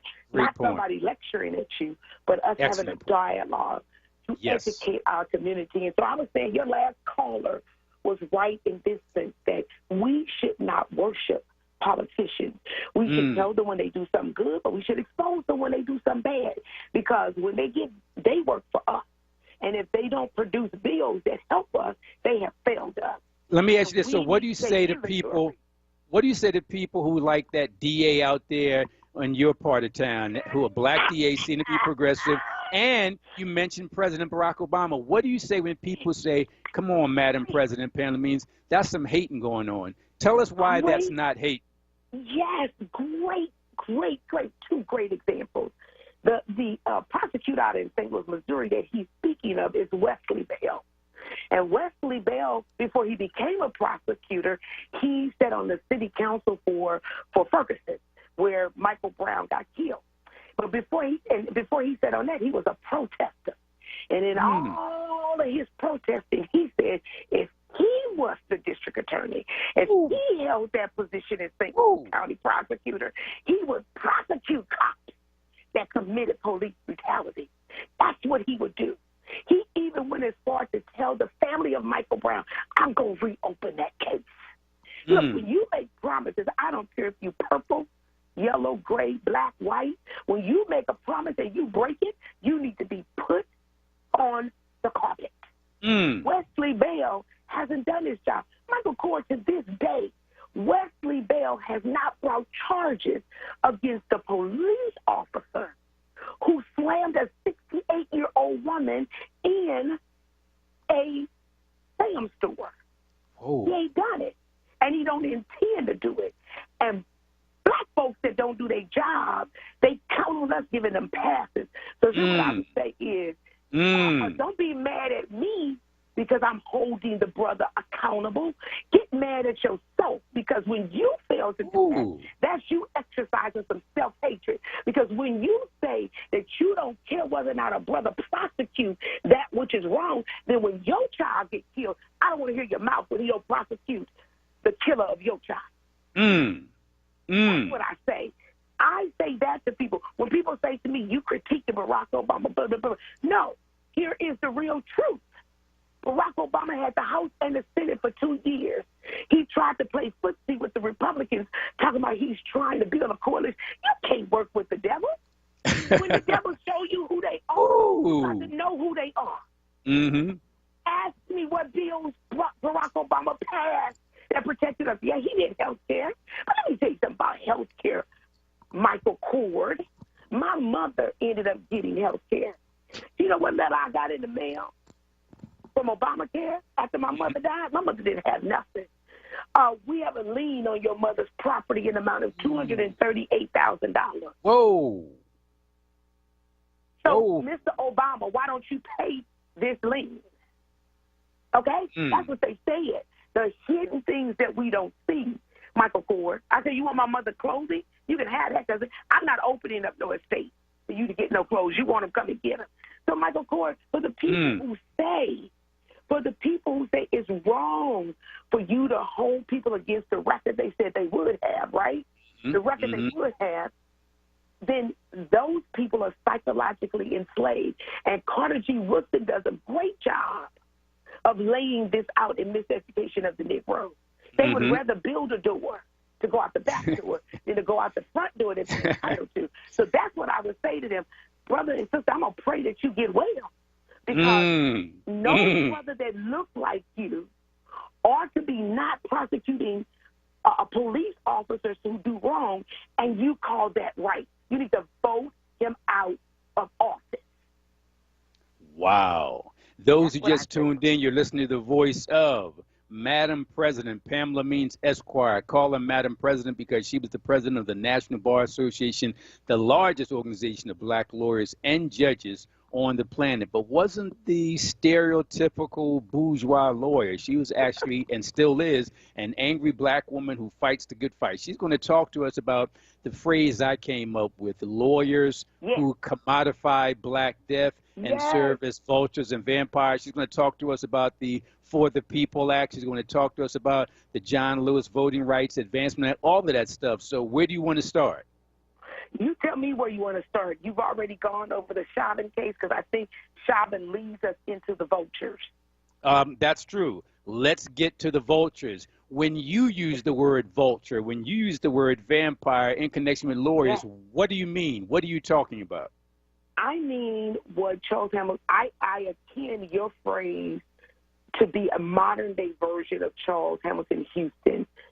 phrase that a lawyer is either a social engineer or a parasite on society. So a parasite, if you know what a parasite is, you know that a parasite latches onto your skin and it sucks blood and life out of you. And sometimes they look so innocent that you don't know that they latched on. They get in there and they just keep sucking. And they don't stop. They're hard to remove, very difficult to remove. And while you're even trying to remove them, they're still sucking life out of you. I attend that to black lawyers who don't properly educate people on the law. They don't tell them that there's a big major difference between use of force and qualified immunity. Okay?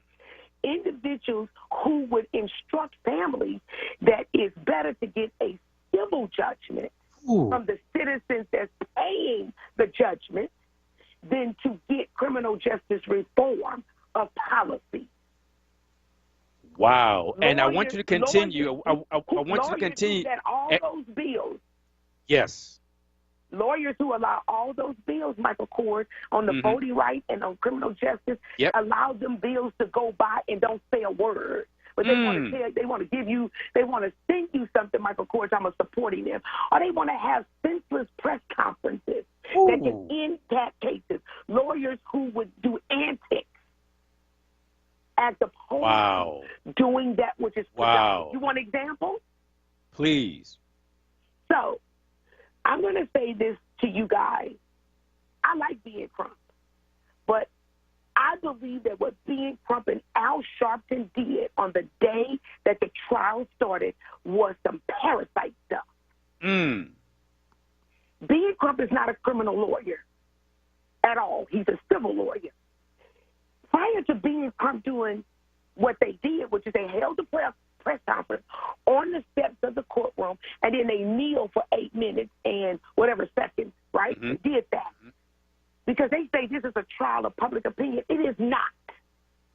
The rules of our court system says that a jury is to make a decision, Michael Kors, and they're not to be swayed by anything else but the facts and the law. Let me say this, Madam President, before you continue. I got to tell you, I told some lawyer colleagues of mine that the only people who were really happy that these two gentlemen you just mentioned did what they did at the beginning of the trial was the lawyer for Derek Chauvin, because that's an issue for him on appeal. Because now he can make an even stronger argument that I told you, Judge, I couldn't get a fair jury. I told you that I needed to change the venue. I don't know why these two guys held that press conference on that day. It did nothing but bring attention to them and gave the defendant an issue to raise on appeal if he's convicted. And let me tell you why this is not some kind of pie in the sky thing. Because what is the police officer who shot Scott in South Carolina, what is he doing right now? He is appealing his decision on the basis of venue, that he could not get a fair trial in South Carolina, so it should have been moved.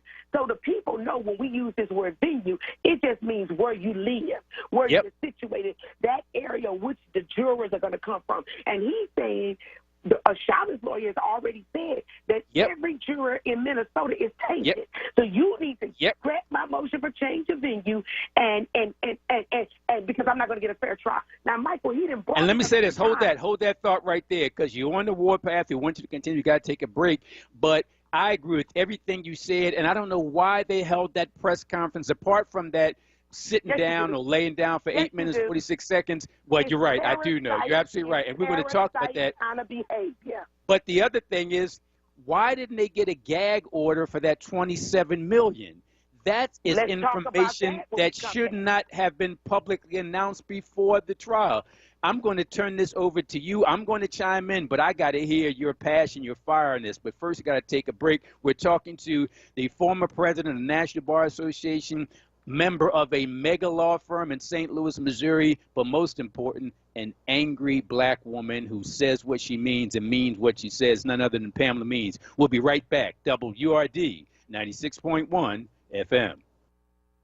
Mike, how's your day going? I'm having a great day. I just bought property on bidforassets.com. What's Bid for Assets? It's the new way of buying property from the sheriff's sale. I've been meaning to buy some real estate. How can I get involved? Register for free to make a deposit and to participate in the upcoming auction on April 6, 2021 at bidforassets.com. They have sold more than 125,000 properties with a simple and easy process. Now it's your chance to buy property. Visit bidforassets.com. At Bank of America, we believe in the power of collaboration to create jobs and fuel economic opportunity. That's why we're working with local organizations to help people get the skills they need and build a growing pipeline of talent. I'm Jim Dever, Bank of America Greater Philadelphia Market President. Our partnership with Philadelphia Youth Network is just one way we're taking action to help more members of our community. What would you like the power to do? Bank of America N.A., member FDIC, equal credit opportunity lender. We are people of resilience, so let's protect our lives with vaccines we can trust. We can do this. To learn more about COVID-19 vaccines, visit cdc.gov/coronavirus. Brought to you by the U.S. Department of Health and Human Services.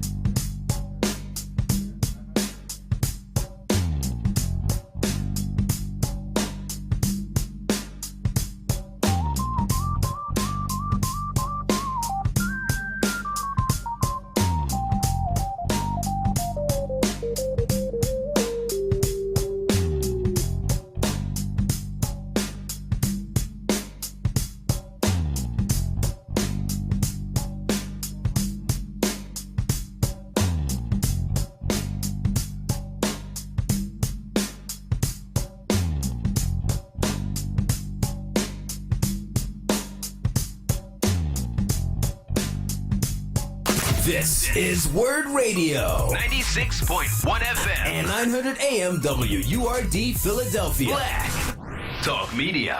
WURD TV. We're streaming live video of this conversation right now. Tune in on YouTube at onWURD or on Facebook at ForWord. WURD TV. Black Talk Media. You're listening to Evening Words, hosted by Nick Taliaferro, exclusively on WURD Radio, 96.1 FM and 900 AM WURD. And the man is absolutely right. You are listening to Evening Words with Nick Taliaferro, produced by Eric Nixon, a.k.a. Frosty Phoenix, and today guest hosted by yours truly, attorney Michael Cord, a.k.a. Michael X, a.k.a. the angriest black man in America. Big shout out to Nick Taliaferro, who will be back in due course to do what he does so very well, Monday through Thursday, 4 p.m. until 7 p.m. But thanks to Nick, thanks to D, thanks to the management at WRD, yours truly, Michael X, is sitting in as guest host for Brother Nick Taliaferro, Monday, Tuesday, Wednesday, and Thursday. Right now we have on the line as our guest, Madam President Pamela Means, the former president of the National Bar Association, the largest association of black lawyers and black judges on the planet. She's at the Thompson Coburn Law Firm, a mega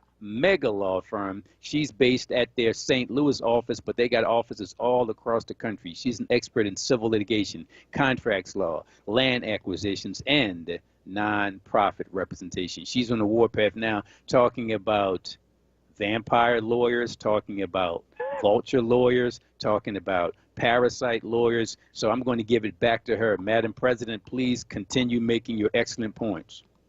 Yeah, and so, Brother Core, we left out by talking about how that press conference could be used, right, against the state and in favor of the defendant.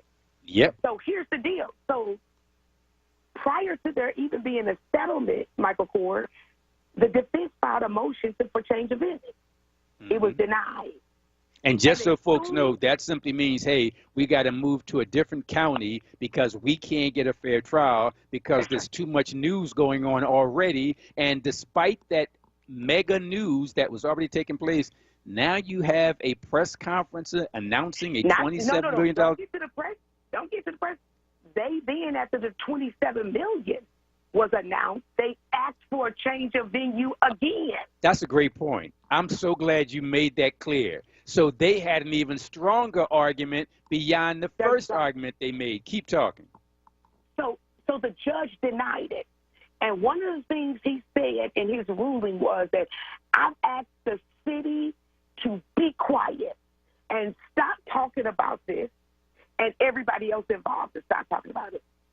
Wow. And he did it on the Friday before that Monday started. What does B.N. Crump them go do? They have a press conference. Talk about the $27 million, try to downplay it, try to pretend that they got changes in the system. Here's what let me ask you this, Madam President. Let's got to jump in here. So these are lawyers. I mean, apart from Al Sharpton, they know what you and I know about how this could be undue publicity that could lay the foundation for a reversal of Derek Chauvin's conviction. Don't they know that? And if they do, why would they hold the press conference? Because when you are fixated on trying to carry your narrative, or even, my brother was ripped through the coals, for announcing that $27 million while this was going on. There were defense attorneys that was black like me and you that said this is inappropriate. You shouldn't be doing that. You're impacting the child. Now, he disagreed. But I'm telling you right now, that was an antic. And I will tell B.N. Crump that to his face. Because all the defense attorney did was add another paragraph to his venue motion. Why would we give that? It wasn't necessary. This is not it's not even the criminal justice system on trial. It's really use of force on trial. But because he focuses so much on qualified immunity and don't talk nothing about use of force. Explain what they are. Break them down to the listening audience. What do you mean by use of force? What do you mean by qualified immunity, and what bearing they had on the George Floyd case? Let me tell you, so this is how I explain it to individuals. If you want my child to remain alive, then you need to lobby Congress to pass a national use of force standard. If you want me to get paid after my child is dead, then you want Congress to get rid of qualified immunity. Qualified immunity is a civil action. That's the stuff Ben does. He represents families. He files cases in civil court to say this person killed them and they owed us some money. And let me just say this for folks who don't know. If you think it's one lawyer involved in this case to represent the Floyd family, you're sadly mistaken. There are about 12 different law firms tied up in this. And I'd venture to say at least 2 for each. That's about 24 lawyers. Now, the gentleman you mentioned might be the face of it, but the problem is this. I don't know what their contingent fee arrangement was for each attorney, but generally speaking, it's 40% plus expenses. How much money will be in the pockets of the George Floyd family? I'd venture to say they're ultimately going to get less than the lawyers. Well, and it works out that way. That's normally how it works out, because families feel like they're taking this case on a contingency fee. That's a good thing. And then in the end, when it's too late, they said, well, I think I doggone. The lawyer then took more than I had. That lawyer is a parasite. If they come out with more than the family that they say is so traumatized, why would you traumatize them more? And people need to understand that in addition to that contingent fee, there's expenses. Those lawyers don't pay for those hotels and rental cars out of their own pockets. When they come to those towns for 2-3 weeks, that comes out of your settlement. That $10,000, and you got to pay for my breakfast, my lunch, my dinner, my hotel, all that. My flight, definitely your flight. And let me tell you this, but I don't want brothers and sisters to get this wrong. Black folks got to be paid for doing legal work. Great point. Because that is our point. craft. Yep. Okay?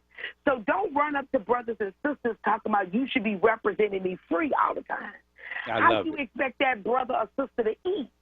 Yep. This is their craft. You wouldn't walk into McDonald's that's owned by a black owner and say, I'm hungry, brother. If you're a real brother, give me a Big Mac. Because he will laugh you out the store. This is our craft. This is what we do. But when we abuse our craft, then we become a parasite. Yes. Pam, let's do this. We got a couple more minutes left, but what I'd like to do, I want to have you back, so I'm going to call you after this interview ends in the next, say, 4 or 5 minutes, and you let me know whether Tuesday, Wednesday, or Thursday is better for you, and we want you to continue because you bring in the heat. But in our final 3 or 4 minutes, what do you want to share with us? And make sure you include in that your contact information, and then I'll give you a call off there. We'll definitely have you back on because I need at least another half an hour from you for Tuesday, Wednesday, or Thursday. But in our final 3-4 minutes, what do you want to share in addition to your contact info? Let me go real quickly. I want to share this, that there are 361 bills that have passed in 40 that are either been presented in 47 states to suppress the black vote. We need to grab hold of what Donald Trump was saying. He said, stop the steal. We should say hashtag stop the real steal. I like that. Of the black vote. What I want you to do is not only focus on the state. So let me tell you, Philadelphia, you got 2 bills that are up. 3 that are suppressive. It's HB 25, SB 322, SB 402. You need to call your senators. You need to make some noise and make sure these don't pass. They're about absentee voting. You need to make sure your governor don't sign them into law. That's what I want you to do. But more importantly, I want you to call every CBC member, every congressional member. Tell them to pass H.R. 1 in the Senate. Tell the House to get off its behind, to go ahead and present H.R. 4, to pass it, to send it over, and the Senate should pass H.R. 4 and 1 together, because that will stop the bills that are even in effect. It could fall them and wipe them out. Michael Kors, they can reach me at PMeans, PMeanes, at ThompsonCoburn.com. And I'm also on Facebook, but I haven't used that in a while. But that's how you can use me. I want them to lobby Michael Kors, because we cannot sit by while the black vote is stolen one more time. So you're saying now to our WRD audience, you will be available on either Tuesday, Wednesday, or Thursday to give us at least a half hour of more fire. Absolutely. You will be available. Excellent. Absolutely. This show ends at 7 p.m. You'll be hearing from me at 7:01, and we will have back again former president of the National Bar Association, Madam President Pamela Means, the angriest black woman in America, bringing the heat as an attorney. She just dealt with the appetizer today. We're going to have the full course when she comes back. Madam President, thank you very, very, very much. We appreciate you and all you do for our people. Thank you, my brother. And like I said to the listening audience, we will definitely, and I do mean definitely, have her back on, because like I said, that was the appetizer. That was just the tip of the iceberg. What I want to do at this point, I know there were some callers trying to get in, and we had so many folks who were already in as callers, and we had a couple guests. We couldn't get to everybody. So folks, if you tried to get in but were unsuccessful, please give us a call back. The numbers are 215-634-8065, 215-634-8065, toll free, 866-361-0900. Once again, 866-361-0900. And let me jump straight to Charles. Charles has been patient, so I'm going to give Charles as much time as Charles needs. It's like 6:11 now. Charles can talk until 7 p.m. because we had him holding on for so long. Charles, how can we help you, or how can you help us? Hi, Michael. Long-time listener, first-time caller. Oh, what? First of all, thank you for being a first-time caller. We appreciate our new callers, and most important, Charles, thank you for being patient. Take as much time as you need. What do you want to say? What do you want to ask? What do you want to discuss? The microphone is yours. I was listening to Miss Carter talk about the situation at Lincoln High School. Mm-hmm. Michael, help me out. Did she say the staff had approached the administration, and the administration kind of pushed them away, and they were kind of afraid to... That's exactly what she said. Yes, Okay. absolutely, yes. Now, what I'm understanding, Michael, they belong to a union, and did she say the union is not very representative of them? That's the point that I got from that, yes, because she also went on to say that people were concerned about their jobs and their livelihoods, so I guess they feel that they're not getting the representation they need, so they didn't want to be out there and get fired. But yes, you're correct, sir. Michael, I'm confused. These people pay union dues. Whoa! For representation. Yes, And when a union doesn't represent you properly, my understanding that the person can get a lawyer and sue the union. Am I correct? I'm not correct at that. You are absolutely correct. It's at least a breach of contract. If I pay you some money to do a job, in this case, to represent me as an employee, and you don't do it, yeah, I can sue you. I got to tell you, Charles, keep talking. You're on fire. Okay. Last thing, well, I got two more things I'm going to be short. Take your time. Take your time. Dr. William Height, the school superintendent, is he aware of this? I haven't heard anything in reference to him. This is his whole school district. Has he said anything about this teacher and these letters he asking the students to write?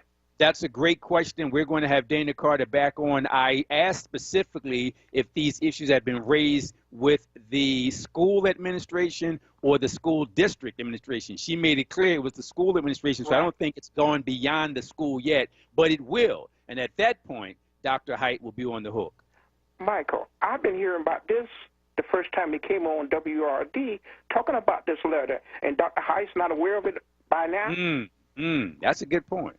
Charles, what I'd like you to do, because I like the way you talk, I like the way you think, if you could give me a call, and I'm going to repeat this number throughout the show, so if you don't have a pencil now, don't worry about it. I will be repeating it. It's the organization I'm a part of, ATTAC, A-T-A-C, Avenging the Ancestors Coalition, and we got a committee that deals with issues affecting black children in Philadelphia schools. And I like the way you think, Charles. I want to tie you into that. So the number is 215-552-8751, 215-552-8751. 8751. I'm going to repeat it a few more times before the show ends, but I want you to call that number because I want to pick your brain. I want you to attend some of the meetings that we'll be having with the school administration, that we'll be having with the school district, because you are patient, you know what's going on, and it seems to me you're ready for a fight, and that's what I want. I want soldiers who are ready to fight. Michael, last thing, and I'm off the air. The primary that's coming up in May, is that for Philadelphia only? That's statewide. That's Pennsylvania. And before the show ends tonight, that's on my agenda. I'm going to talk about the offices available here in the city and statewide offices. So, yes, I'm going to break all that down for everybody before we get out of here at 7 p.m. Here, where can I go to find out who's running? Because I just hear it on WRD, and I don't know where to go to find out who's running. But, Charles, let me ask you this. Are you going to be listening to the show until 7 o'clock tonight? Darn Skippy, yes. Well, that information is coming to you.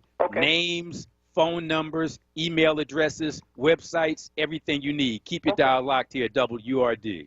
Thank you very much. I have my pen and pencil ready. Thank you, Mike. I appreciate it. Thank you very much. I got to give an extra big shout out to Charles because he did wait for a while. We had to do that interview with Madam President Pamela Means, and on top of that, he's a first-time caller. So we really appreciate Charles, his great thoughts, his great comments, and his great patience. We have a guest lined up, and we're going to get to that guest, a young man that you really need to hear from. We have him scheduled for 6:15. We're going to have to push that back just for a few minutes because we got commercial breaks coming up. We got people who have been waiting patiently. So our guest, I'm going to let him know that instead of 6:20, I believe we have him scheduled for like 6:15. We're going to bump him just a bit. And I'm sure he's going to be patient. In fact, he's with us. He's going to be patient. We got to squeeze in some commercials. We got to squeeze in some guests, but we will get to this young man. And I got to tell you, I talked to him for the first time yesterday. He still has me hyped. When you talk about the solution to the problem of young black folks in Philly, Ant Brown got the solution. But let's go back to the phone lines and talk to folks. We talked to Charles. Thank you, Charles, once again for being patient. Let's now go to Tyrone in North Philly. Tyrone, how are you today? Hey, peace and blessings, my brother. How are you? Good hearing from you. Look, brother, I'm doing well. Doing well. Fighting the good fights, winning most of them. And you know what? All the time, brother. You're out there all the time, and we appreciate that. And first of all, peace and blessings to you, my brother Eric, and everybody else there in the studio, and much love and respect to my WRD family. You know, Brother X, there's just two things, man, I like to just speak on. But before I get to those two things, I just say very quickly, thank you, brother. Thank you. From day one, brother, you are the brother that never, ever cut anybody off. I appreciate you saying that. You always let folks say what they have to say, and before you let them go. Even if I disagree with them, I let them say it. And, hey, brother, and you know what? That is so appreciative, man, because it is so disingenuous when you're talking and then you get cut off, and then the person that cut you off add their slant to what you were saying, but you wasn't saying what their slant was, even though it might be right on. But you wanted to get your slant in. But, you know, just wanted to say that, man, because I'm just telling you, brother, that is just so appreciative that you give the respect that each and every caller should get, and we thank you for that, brother. Well, thank you for your kind words, and I know you out in the hood doing the right thing for the community. Thank you for what you do, Tyrone. Anything else you wanted to add before we run? Yes, there's two things. One, man, I just want to talk about those 47 states who have created legislation to keep folks from voting, suppressing, depressing, and doing everything else with the vote. With all the issues, particularly coming from the pandemic, with all the issues that are infecting people across this country, they have spent their time to keep us from voting instead of helping to create solutions to all the problems that we are facing. And I just want to end with this, brother. Please, my brothers and sisters, we've been stomping their backs in with the vote.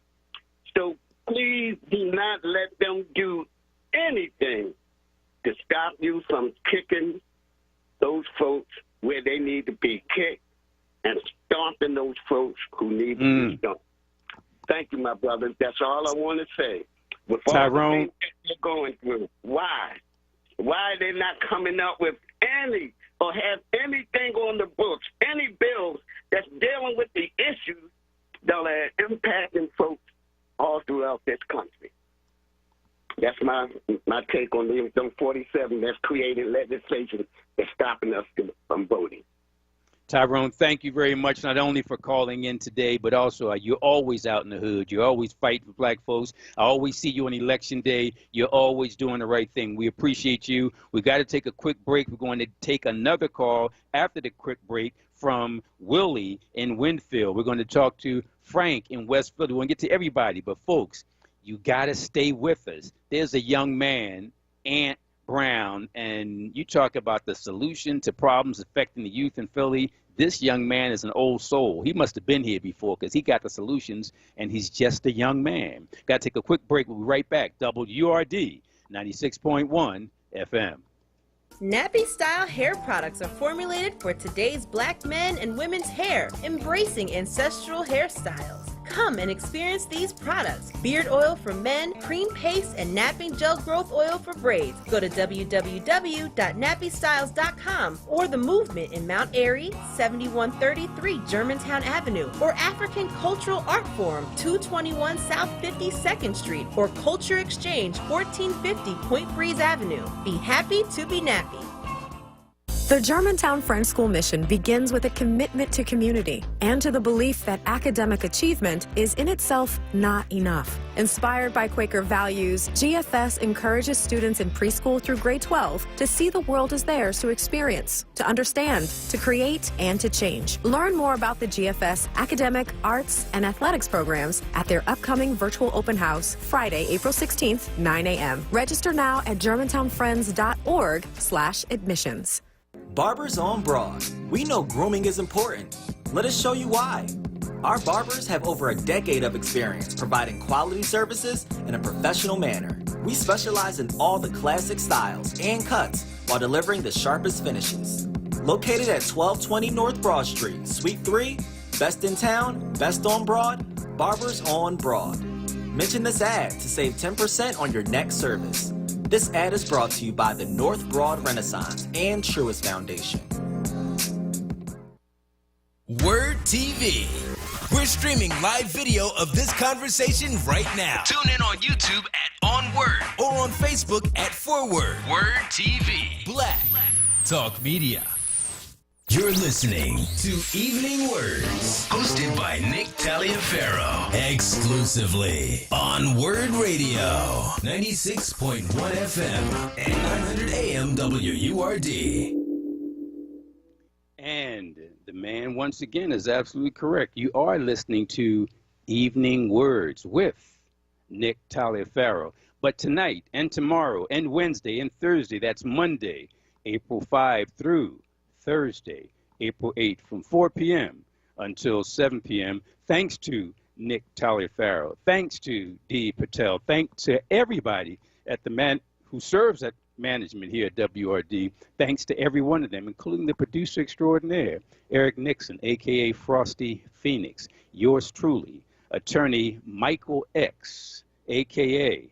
Michael Cord, a.k.a. the angriest black man in America, sitting in, trying to do what Nick Taliaferro does so very well. We got folks lined up. We got to get to our guests in just a couple minutes. So we got to make sure we get to all our callers. We talked to Charles. We talked to Tyrone. We're going to make sure we get everybody in before we get to our guests who will wrap things up for us.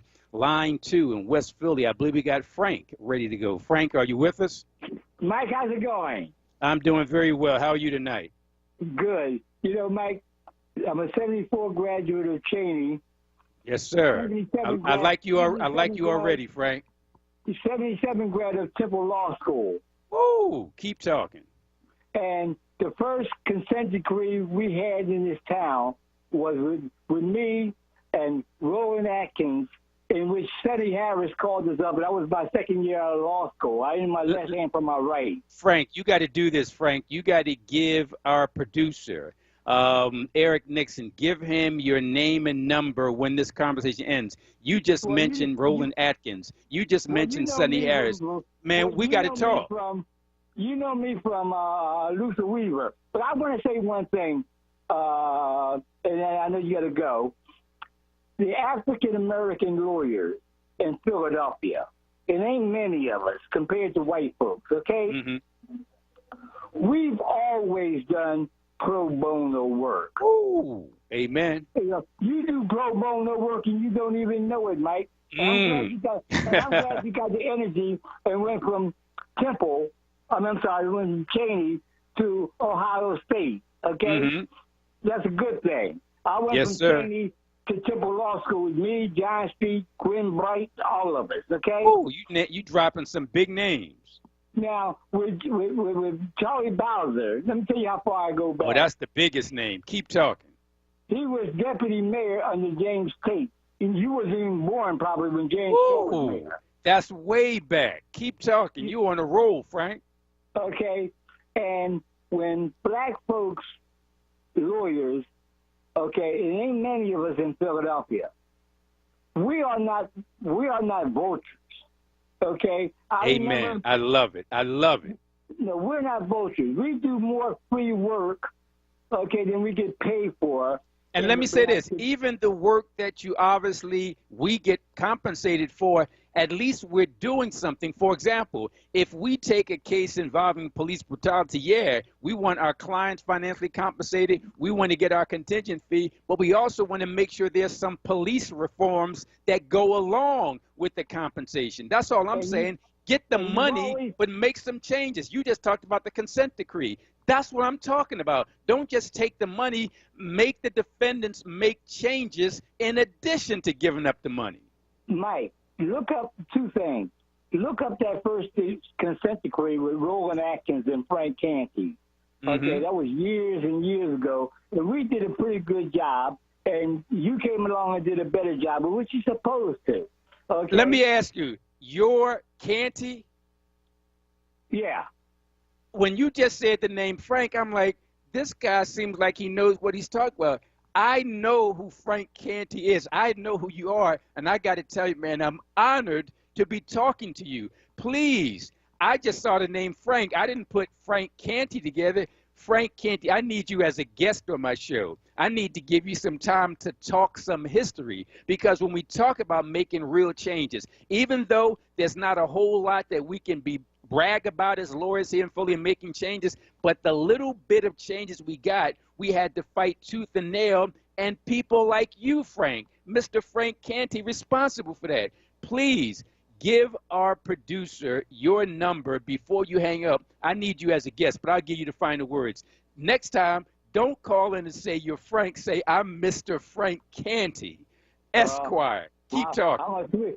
Hey, Mike, I'm a three-legged horse now, you know, with health problems, stuff like that. I'll be 70 years old, but the only thing we can sound good. Old horses is knowledge and advice. But I remember when I left criminal law, and when I left criminal law 40 years ago, they were paying us $25 in court, out of court, $50 in court, and I had 50 petitions on my desk for court appointments, Mike. Ooh. And you know what I did with these? You know what I did with those 50 petitions? What's that? I threw them in the trash can. Ooh. I said, I cannot live on this as a lawyer. And when people tell me African Americans, and they don't know African American lawyers, okay, we do our share. We don't do our share. No doubt. People don't know what we do. And I'm not going to let people think that we don't do anything.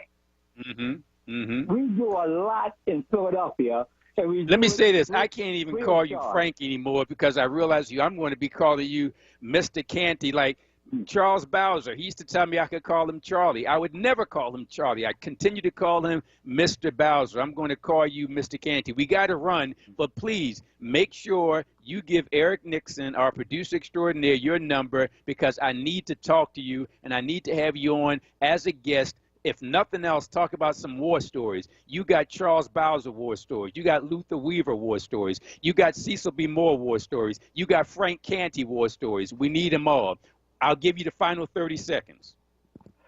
Essentially, I'm going to let you go because I know you're busy, but I support those African-American judges that's on the bench now. You're in front of them more than I am, because I don't go to court as much as I used to. But we got some phenomenal, fantastic African-Americans and white folks and Hispanics, but most specifically African-American judges on that bench that are impeccable and are great. They just happen to go to Temple University Law School. But they're phenomenal, all of them. Well, if Mr. Frank Canty says they're phenomenal, they must be. Please leave that number with our producer. I need to have you on as a guest. We got to run, Mr. Frank Canty. Thanks for calling. You made my day. We got to make sure now we get in Willie from Winfield, because we got our guest still holding on. Folks, this is a young man, probably the youngest caller of the day, definitely the The youngest caller today is going to be our final guest, but we got to get to Willie in Winfield because Willie has been waiting patient. Willie, how can we help you, or how can you help us? Thank you, Michael Cord. Thank you My for pleasure. taking my call. I'm not a first-time caller, but you have always brought the fire.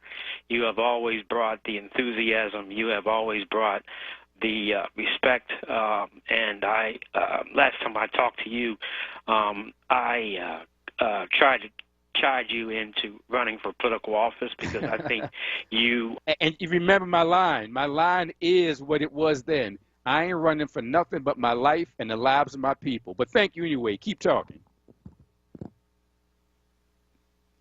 And we didn't lose Willie, did we? Willie, are you with us? And it looks like we lost Willie. And I wanted to make sure we gave Willie a chance to finish his point before we got to our guest. So let me just keep talking for another 30 seconds if we can get Willie back online. Willie, if you're listening to us, Willie from Winfield, you were on line 3. We lost you, and we're about to go to our guest to wrap things up today. So I'm going to give you about 30 seconds, Willie, if you can hear me on the radio, to call us back because we lost you. I don't know if it was on our end or on your end. Let me just say this to people while we're waiting for 30 seconds to see if we can get this gentleman back. That's Willie from Winfield on line 3. If we can, we'll have him within the next 30 seconds. Our producer will let us know. Eric is letting. Okay, we got you. We got you. Go ahead, man. We thought we lost you. We got you back. Keep talking. I just want to say that you, in my opinion, you have never cut anyone off. You have always been agreeable, even if you disagree with someone. You've always allowed them to finish. But I will say this. There are 2 judges, in my opinion, on Common Pleas Court, Rayford Means and Denise Brinkley, that need to look toward retirement.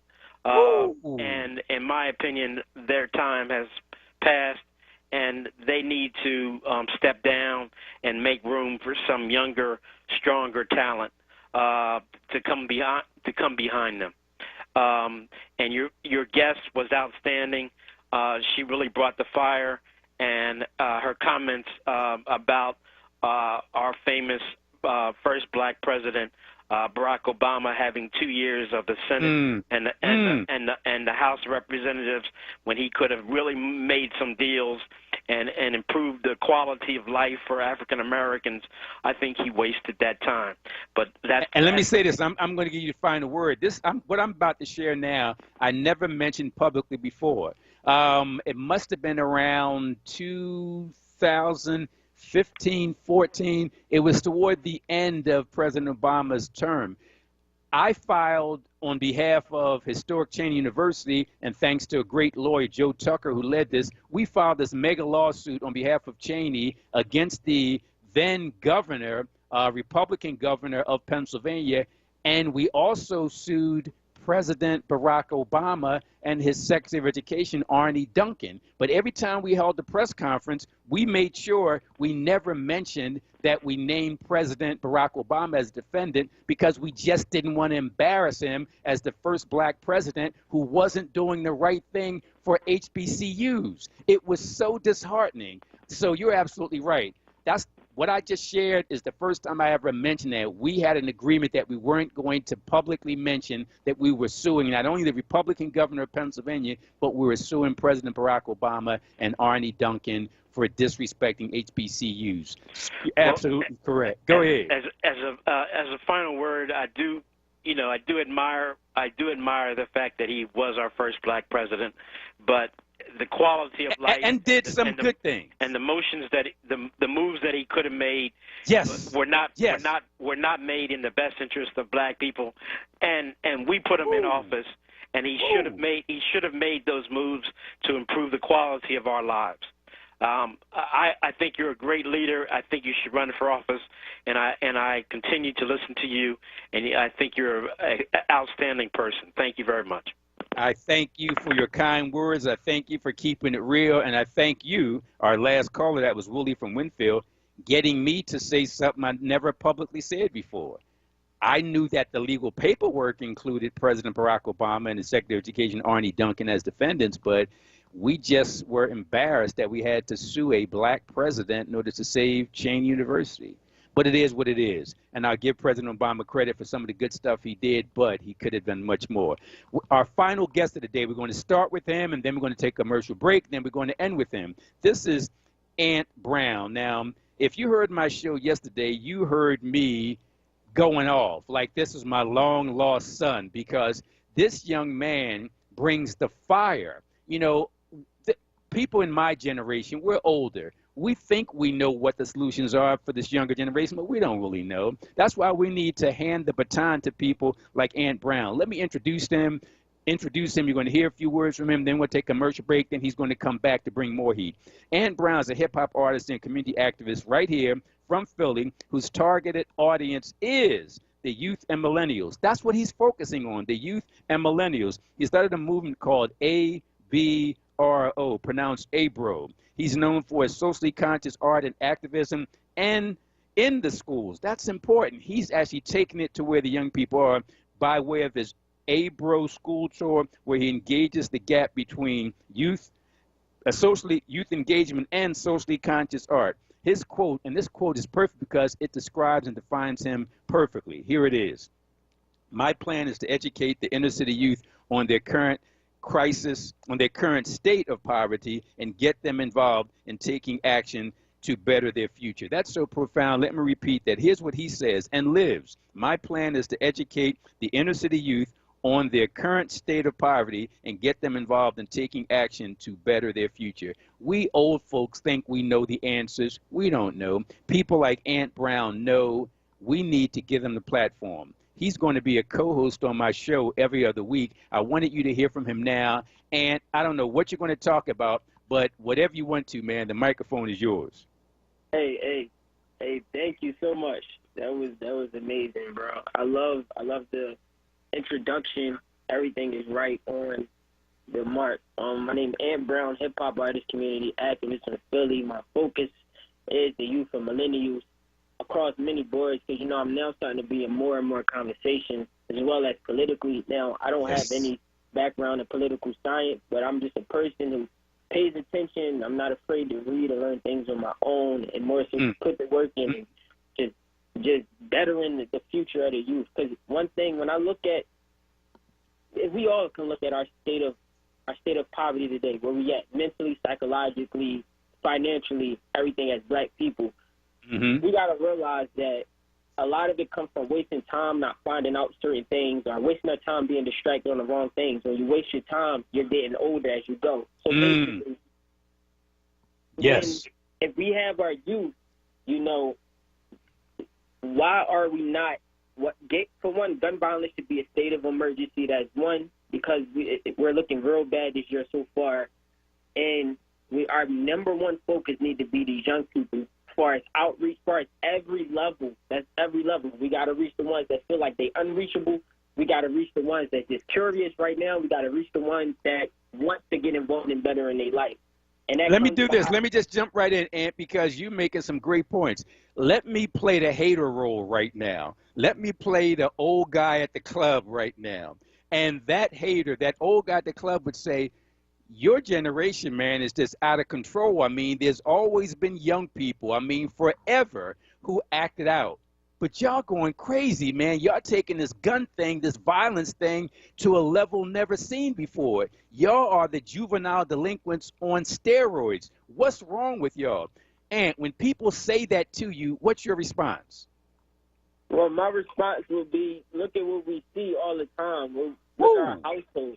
Our mental health is not good as kids. Like, I grew up with a mom on crack.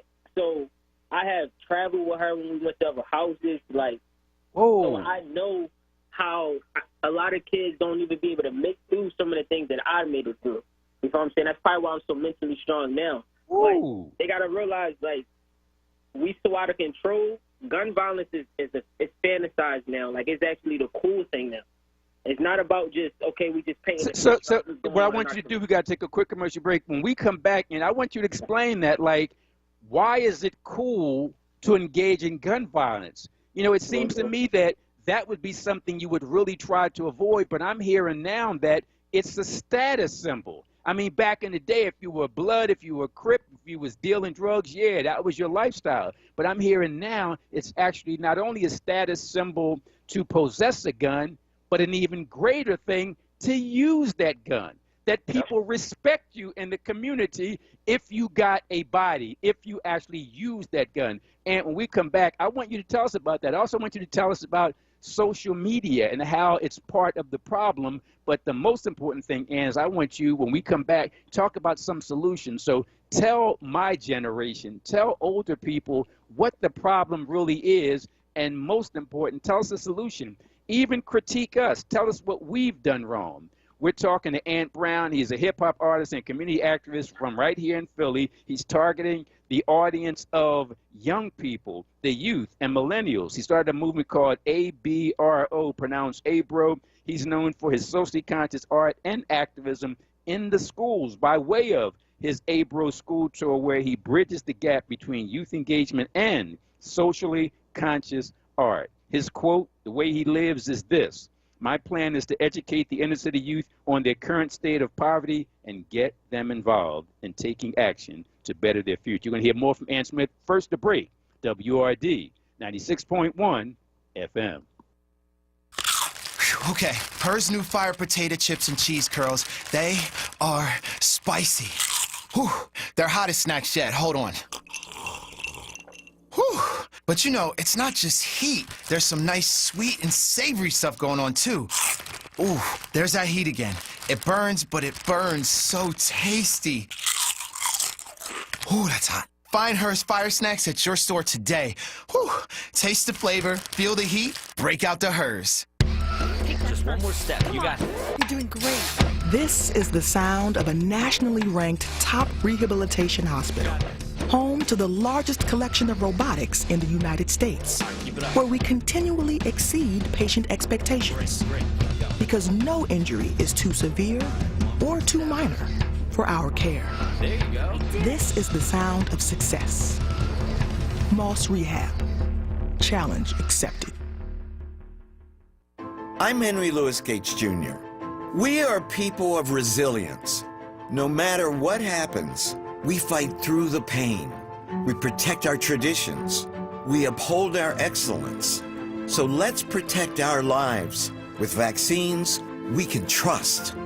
We can do this. To learn more about COVID-19 vaccines, visit cdc.gov/coronavirus. Brought to you by the U.S. Department of Health and Human Services. WURD TV.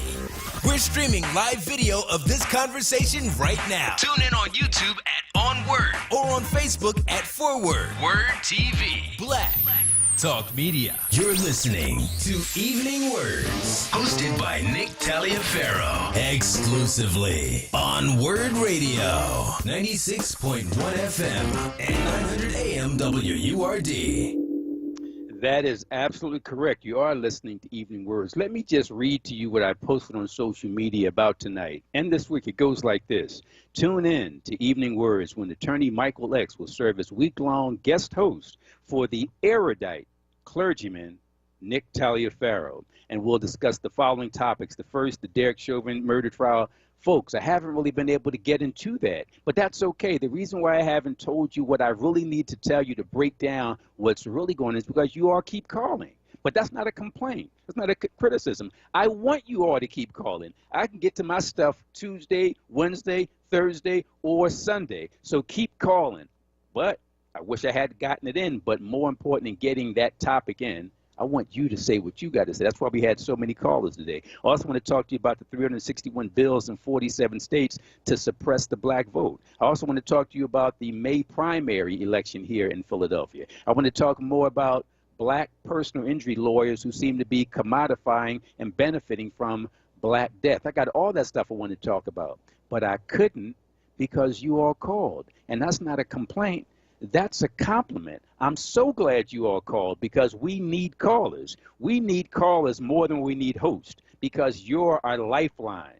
So we appreciate you. I'm going to call out all your names before we end this. Got to give a big shout out, the biggest shout out to the man I describe as the erudite clergyman.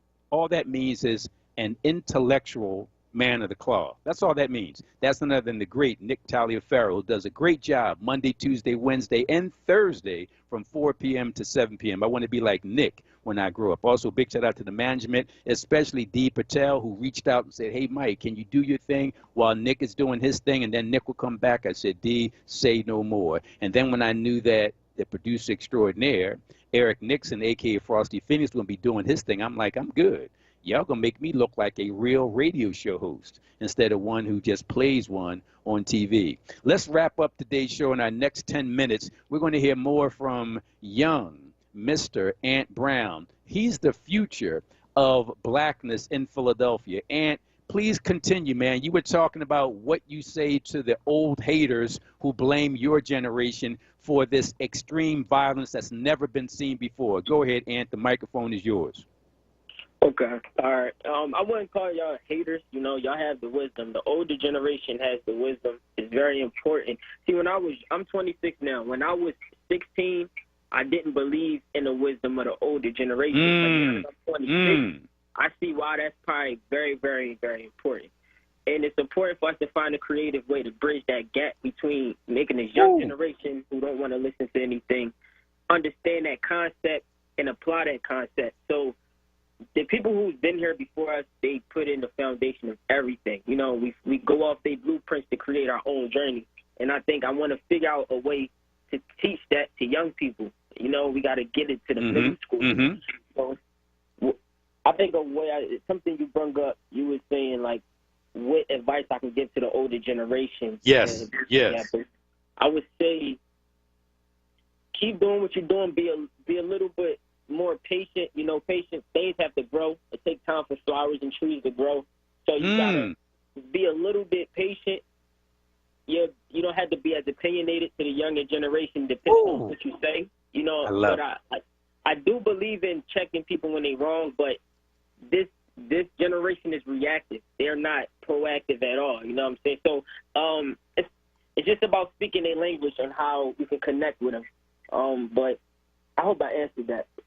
Not only did you answer it, and I was writing it down while you were talking because it was so perfect. And for those who don't know, I had young Mr. Ant Brown on my show yesterday. I was so blown away with him. I wanted him on tonight, and he's going to be a co-host on my radio courtroom show every other Sunday. So please continue to follow him because he's doing the right thing.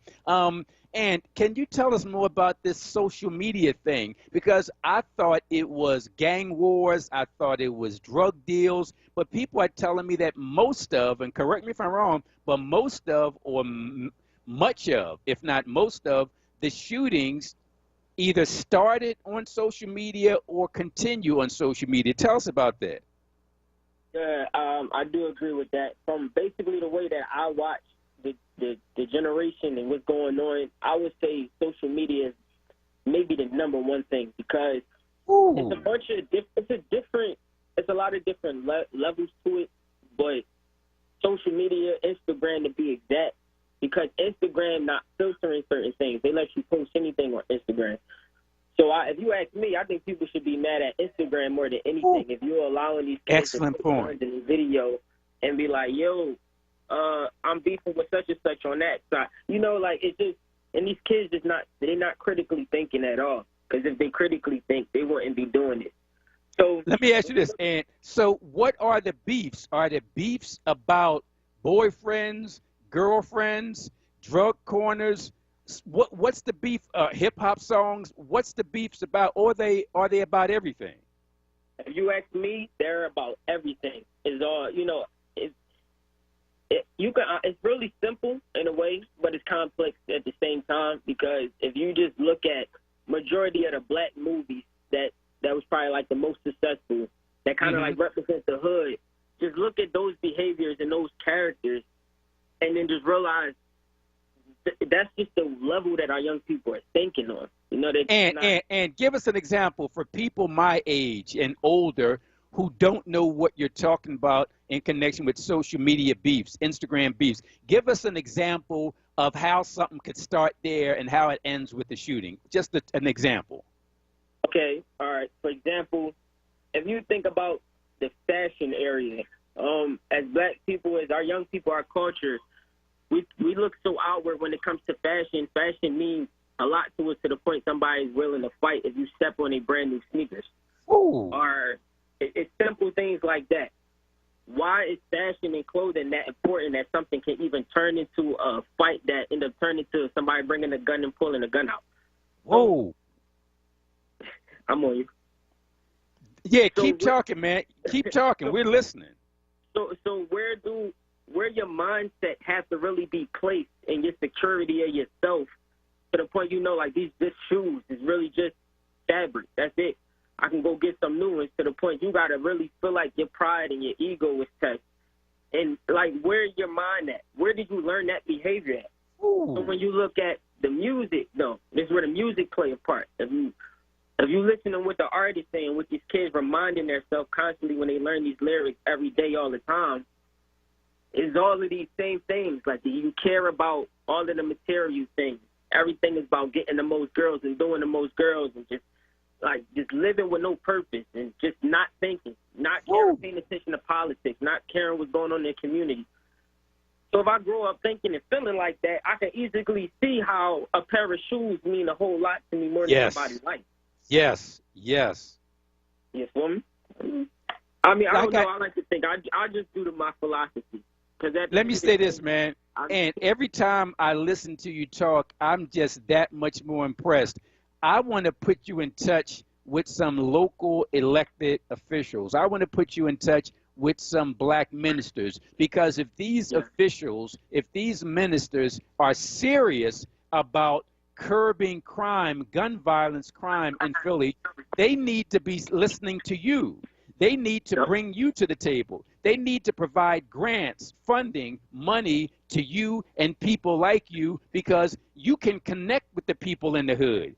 I can't connect with them. Elected officials can't connect with them. Ministers can't connect with them. But you're like the messenger. So we need to sit down and listen to you. And I'm sure you got other young black men and women that could join you in the group, this movement you're talking about. Hey, bro, I want to sit you in the rooms with the movers and the shakers, because you won't sell out. They won't co-opt you, but you'll be able to make some changes. And we got about a minute or two left. One of the things I want you to do is to tell people how they can follow you, how they can reach you, and if they really want to follow you, they're going to listen to you every other Sunday as the co-host on my radio courtroom show. In fact, I'm so hyped up now, I think I want you back for the nighttime slot, either on Wednesday or Thursday, but we'll talk about that based on your schedule. But the final 2 minutes are yours.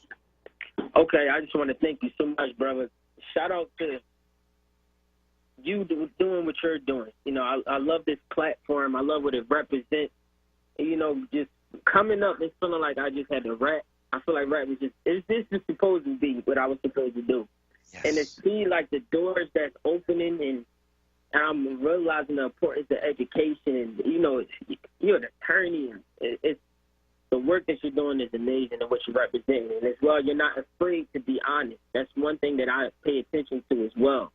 So I'm happy to be on the show with you. You can follow me. For the people listening, you can follow me at @BrownENT on everything that's on Instagram, Facebook, LinkedIn. And my email is @brownent@gmail.com. Always feel free to reach out to me, just to check me out. I hope y'all will tune in when I start to host my own show.